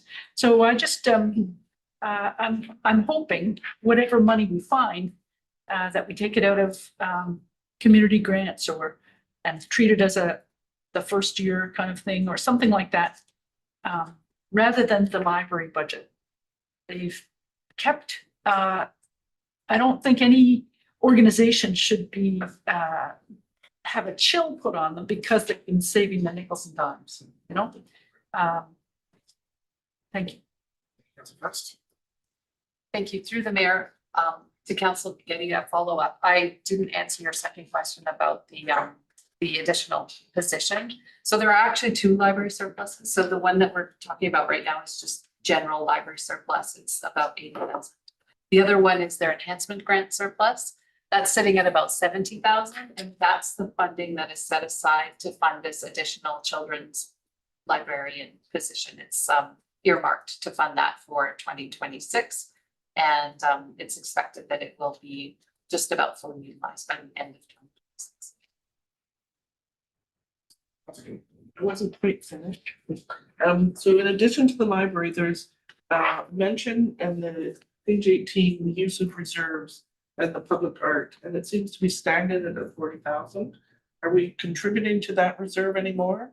And is there, I've heard whispers of ideas in terms of how to spend it, but it doesn't seem like we were putting 10,000 a year into it up until this year, maybe. Are we going to be doing that? Are we never going to spend it? Through the mayor to council there, Kenny. We are continuing that annual contribution of $10,000. This conversation is not in relation to looking at a way to fund the museum and archives request. No. So we are waiting for a proposal to come forward about a piece of public art, if we would potentially be able to utilize those funds towards a public art project at that time. Certainly fine. Community grants, I can't find them in any of the budget lines. Where would that be? There is one budget line called grants to community organizations. It's set at approximately 190,000 for this year. That's in general. It's in the general operations material. So there is one section in the report on general operations, which outlines what grants are in there earmarked for this year. I can pull that up if you like. if you'd like to. And then we had the core funding came out of that for the Children's Center and the Museum and Archives in Hearth. Yeah. And then there was an additional 2-year in terms of the coordinated position. And that left roughly 30,000 for all the other. application grants, yeah. And that eventually got spent after 2 rounds. In this year. Yeah. So there's a new plot for next year. Right. But I would think that the expectation would be that all of those little groups like Light Up Bowen and I can't remember what the all groups would be applying as well. So if we took the money that we need now that's gonna be allocated to core funding for the museum out of community grants. Yeah. Basically, it would be all those little applications that. Yeah. would go up and fund it. That's right. From my seat, I'm supportive of looking at the library budget. Feels to me like it is an operating surplus, so it's not a surplus. The library doesn't have a ton of capital that needs to get into, and at the end of the day, if something happens, the municipality is responsible for it anyways. I think there's, based on the presentation that we had from the library, when we looked at the financial trajectory of the library, it is increasing at a rate of growth that's faster than I think most departments in the municipality, well into the double digits, you know, as we move forward into the coming years. And then I also noted that going back to the first year of our term, when first or second year of our term, when the enhancement grant first came online, there was, you know, not just the positions, but also new programs and services and subscriptions and things like that that were being paid into. And the comment that I made then was like, okay, but it puts us in an uncomfortable position if when that grant money runs out, that there's going to be the conversation of the municipality picking it up and it being a permanent piece. And that was my question to the library at the time of, okay, well, if you want us to do this, can you quantify the use of these new services and subscriptions and whatnot? And there wasn't a ton of quantification available at the time.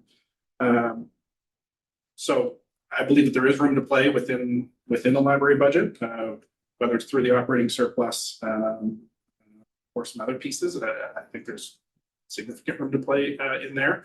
And then any of the other areas as well. I'd be less supportive of the community grants piece. I think those are valuable to the community at large for the Light Up Bowens, for the, I mean, we even gave a community grant to BEMA to deal with an emergency flood that they had. So I wouldn't want to see a reduction in that. Or, you know, some combination of reserves and something else. That would be my comment.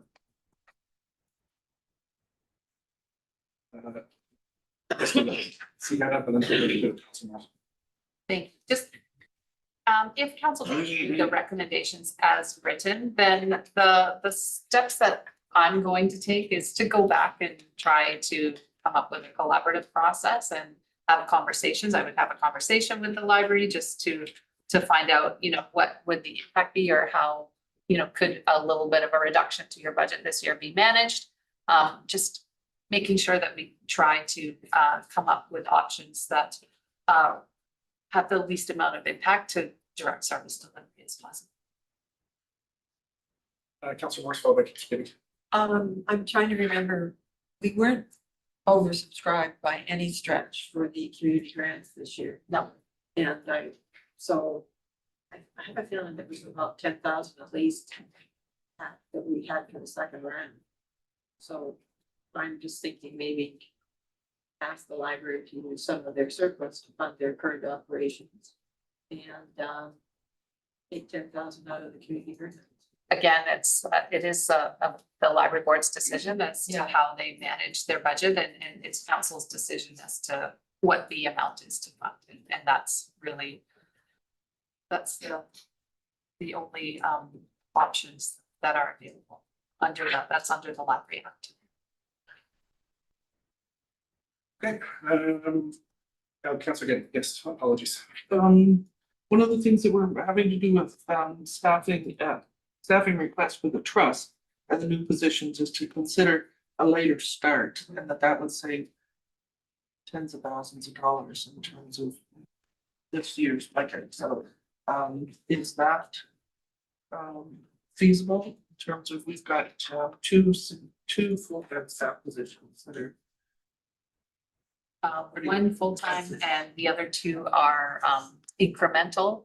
So the parks one, certainly they could look at starting it later. I think that the bulk of the work happens in the during the summer, and I don't know that it would also generate significant amount of savings. I really do I think that in order to find the funding within the existing envelope, that it'll just take a little bit of creative work between staff and between library, but I think we can get there, and I think that we can provide that as an option for council to consider.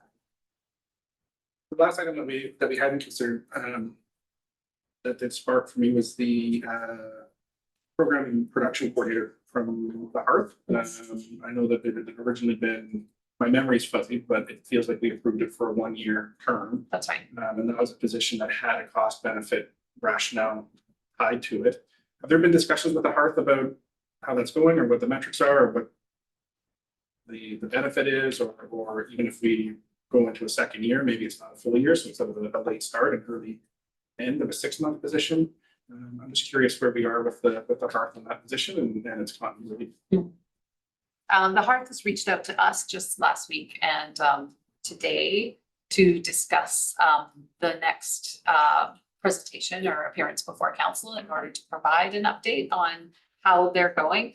I have not had much interaction with the position or the person in the position, so I don't feel like comment on that. I don't think our manager of recreation has had significant touch points at this point either, so I think we need to just convene a meeting kind of between all of us and just get an update prior to this meeting before council.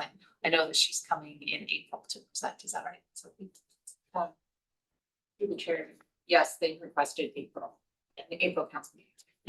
Okay, it would be great to have some quantitative analysis on top of the qualitative report that they bring, just to see how it's affecting the theater and business and you know, what the municipality is getting out of it, what the relationship is, and sort of what's being done.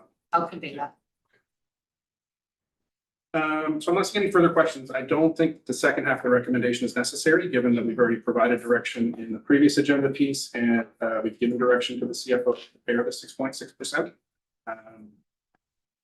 Feel like enough at this point? It is, unless you wanted to discuss any of the capital projects that were included in the budget material. To council for a discussion on any of the capital projects.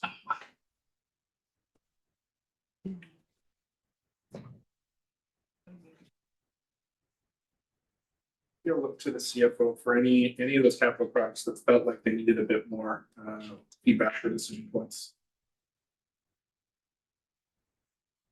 Through to the chair, to the rest of council, not from my perspective, no, certainly I believe that the projects that have been put in the budget were put in with due diligence and thought, and are most of them are of sufficient need that they need to go forward. There's a significant number of planning projects, which I think is putting us on good footing to go forward for future grant applications. I would hate to see any of those projects pulled.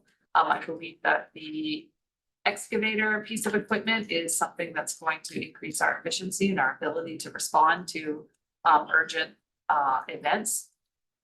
I'm sorry, I don't have any additional feedback concerning any of the capital projects, and I would just leave it open for discussion by council, direction to staff. Yes, from my side, I think part of it is, I'm just recalling the process. We did have a significant committee of the whole with capital projects. There did not appear to be, at least from this seat, anything that really stood out to me at that point. And the overarching message that I left with, or sentiment that I left from that meeting was we're reducing our tax hike from 9.5 to 6.6.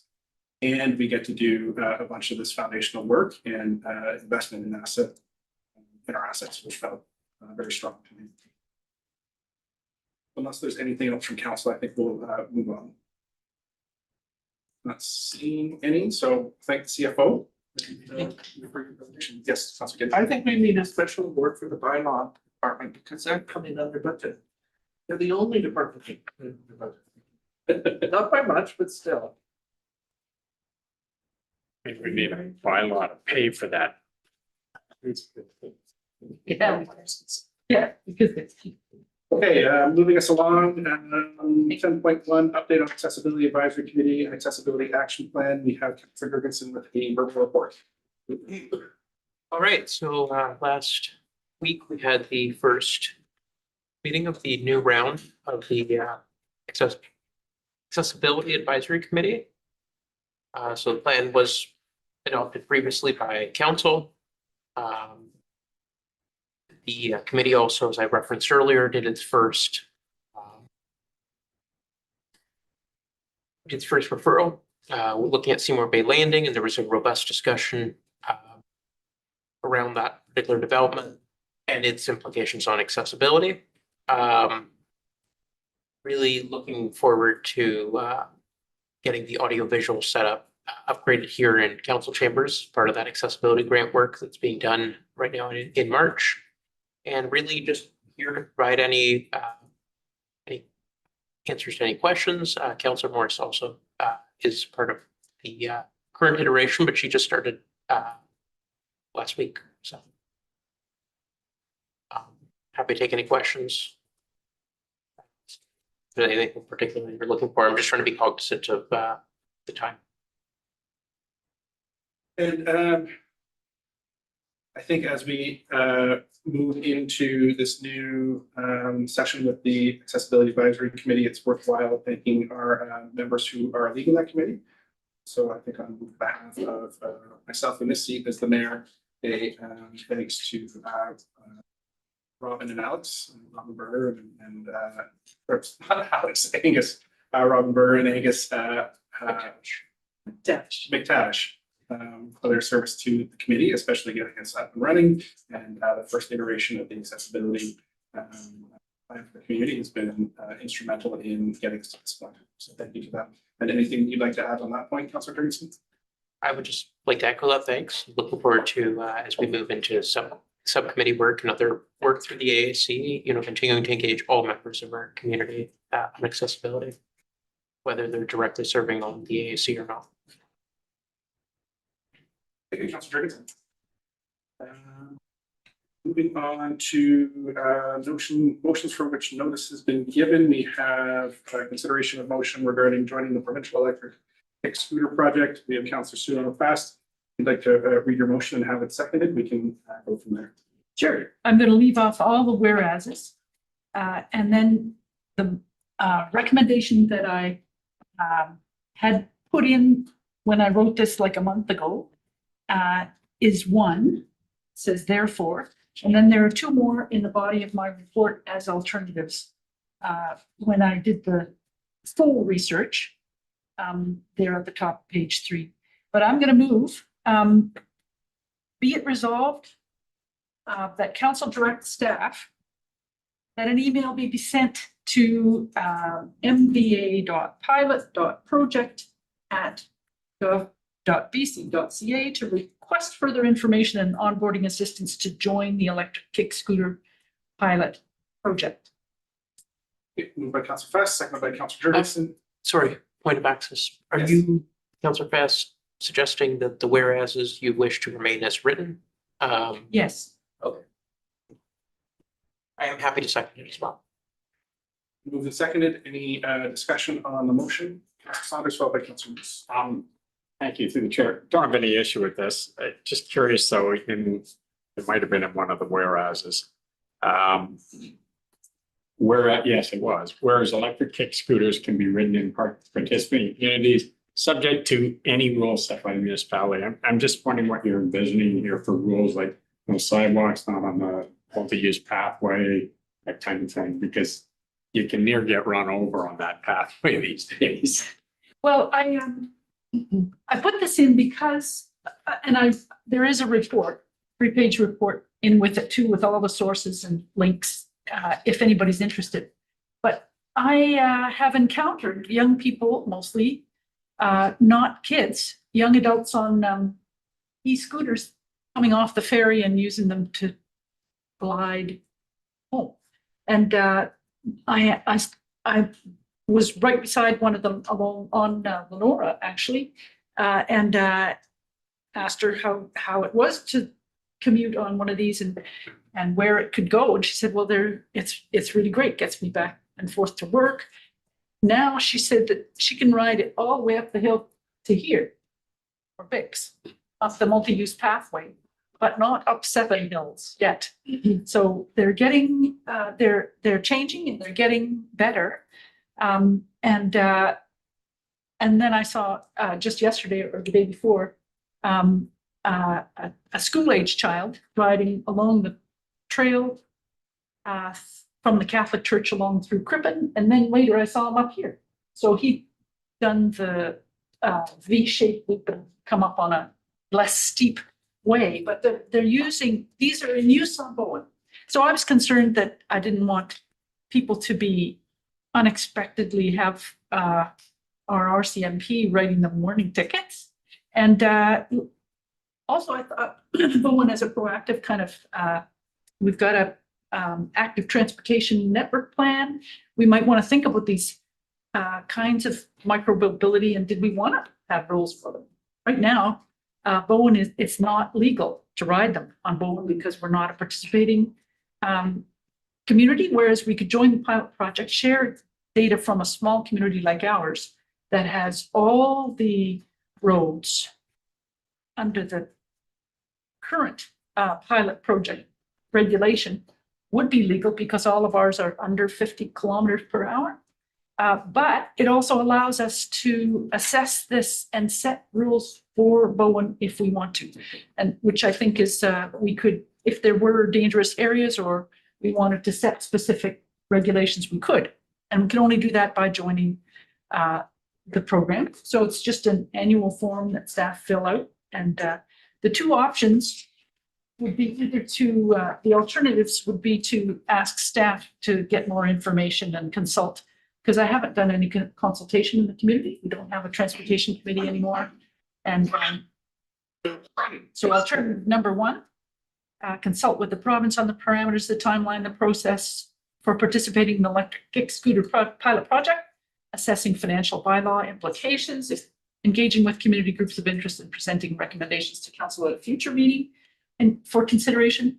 Or we could just pass a motion that council directs staff to inform the provincial authorities that Bowen Island Municipality consents to the electric kick scooter pilot project taking place on Bowen Island starting on March 9th. So there's kind of all the options. The one that I've read and that's been seconded is kind of in the middle there. I think it's a good idea for us to get involved and set our own rules if we want to, or at least make it legal for the people who are riding scooters on our multi-use paths and trails and around the Cove Causeway, the other paths, make that legal now. I don't think, it also gives us an opportunity to do some education around them if we join.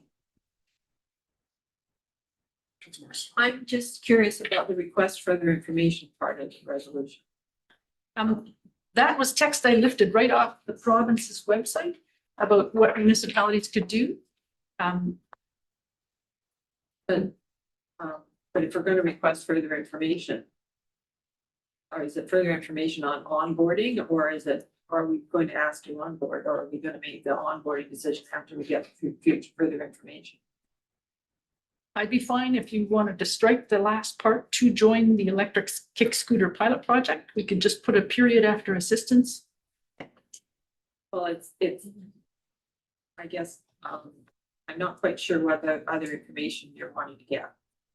I think staff may wish to confirm, like I'm not a professional. This is my attempt at a report, the kind of thing that staff would write. I just wanted to do my council role, bring this to council's attention now that we don't have a transportation advisory committee and we've, had to stop work on the multi-use pathway for those various reasons. And we're have these active transportation plans and a couple of those links I put in there because they do help people when they've got accessibility issues too. The one article was about using an e-scooter to included overcoming the barrier of a repetitive strain injury. So, there's a bunch of good reasons to do it. I thought I would bring it here to see what council thought. I guess the other is, if we do it, there's a whole list of safety rules that are in the provincial legislation that they can't ride tandem, they've got to ride single file and things like that, and you can't tow people and so forth. Those are already the rules. Yeah, those are all the provincial rules. I sent around the link to the. It's the link. The link is in Okay, here. we're starting to talk across the table here. And But the question I think we would have to make a decision on in reading this is, well, you've got to be 16 too to do it. It's the, can they ride or not on the multi-use path?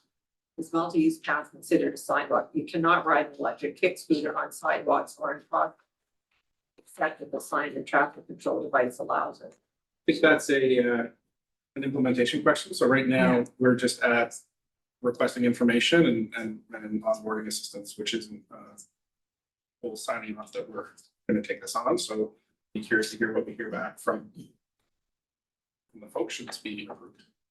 So I'm not seeing any further discussion. I will call the question. All in favor, raise your hand, say aye. Aye. Aye. All opposed, raise your hand, say nay.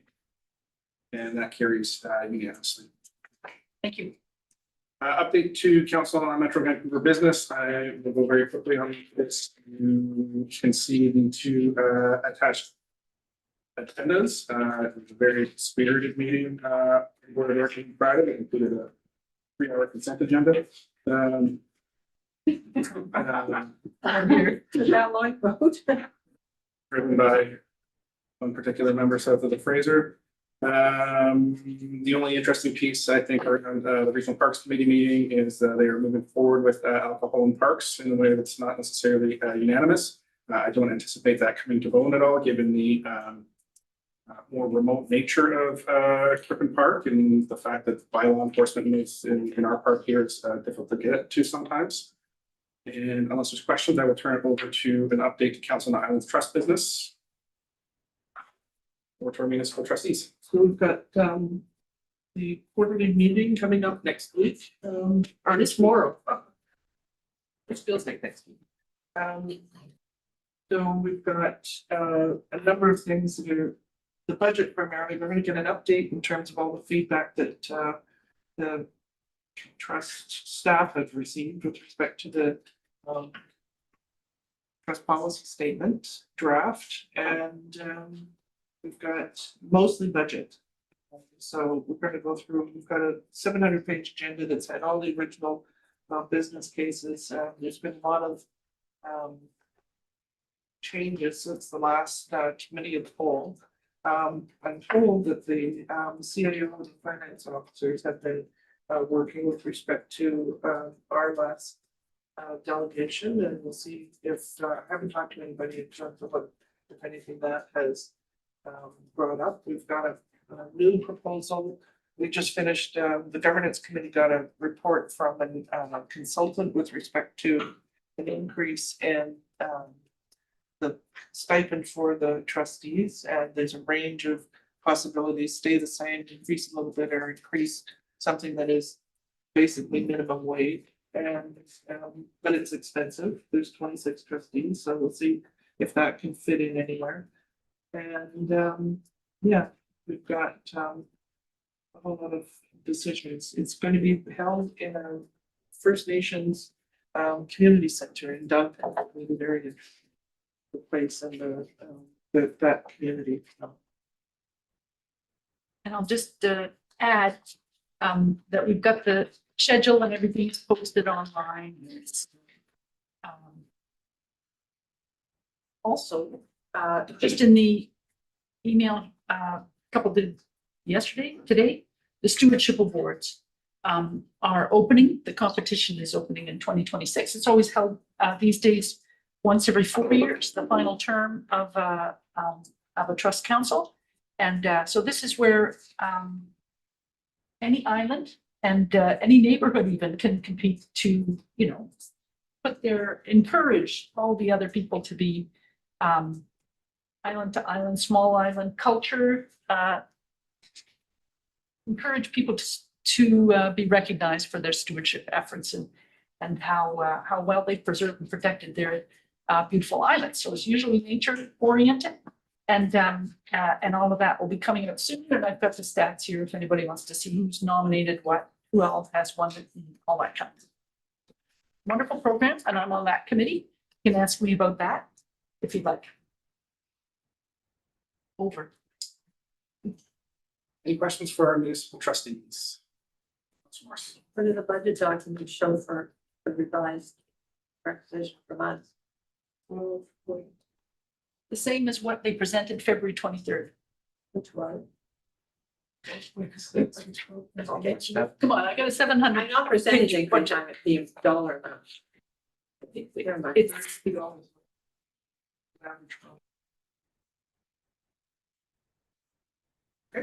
And with that, we will move to Councilor Summers. Question period first, whether there's questions from either online or in the gallery that relate to the agenda. Yes, Mr. Davidson.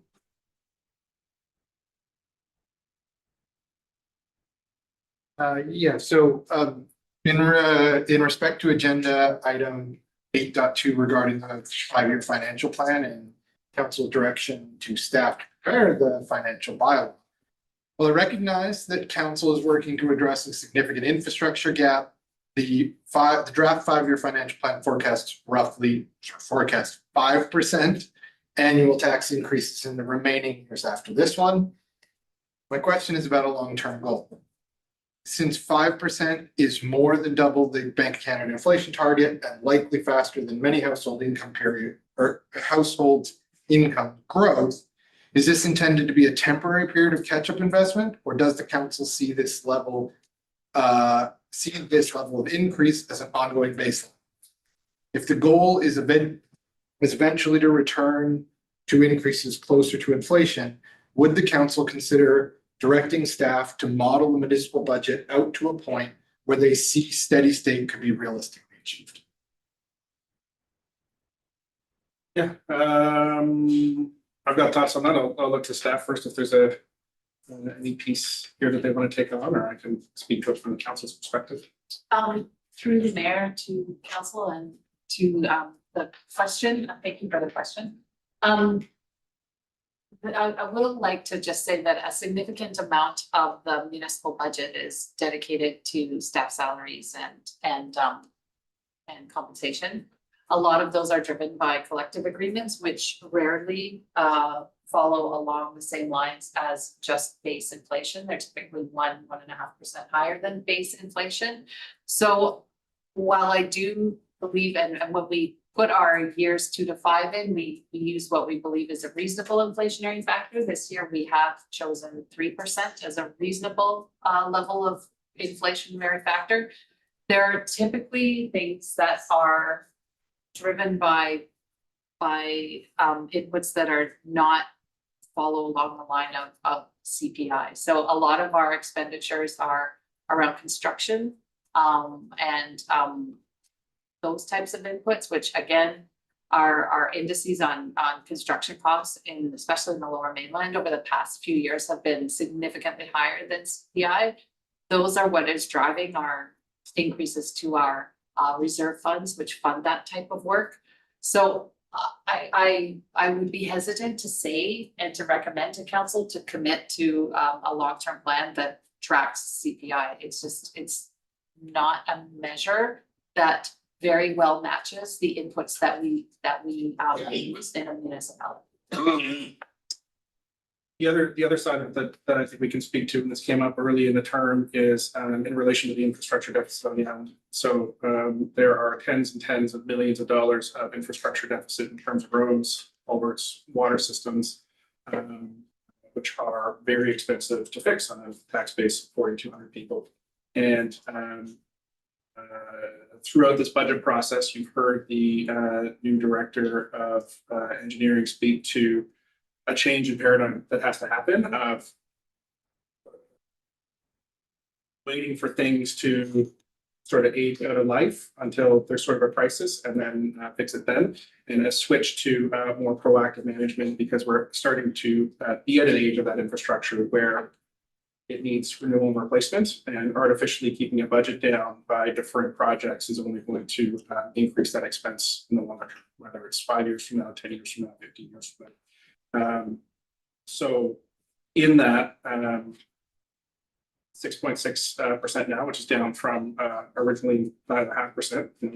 My feeling in the term was that we're going to be looking at 10% increases for a long time until we catch up. So I'm personally not very satisfied that we're down to 6.6. You've seen this happen in other municipalities, and more is a good template where from the standpoint of sustainability, they needed to go to a 10% tax increase for 5 to 8 years, I think it was, to really close the gap. And I believe we're at a space of tapering off, and it'll be up to the next council next term to figure out what their financial regime is around asset management and capital replacement and how to deal with infrastructure.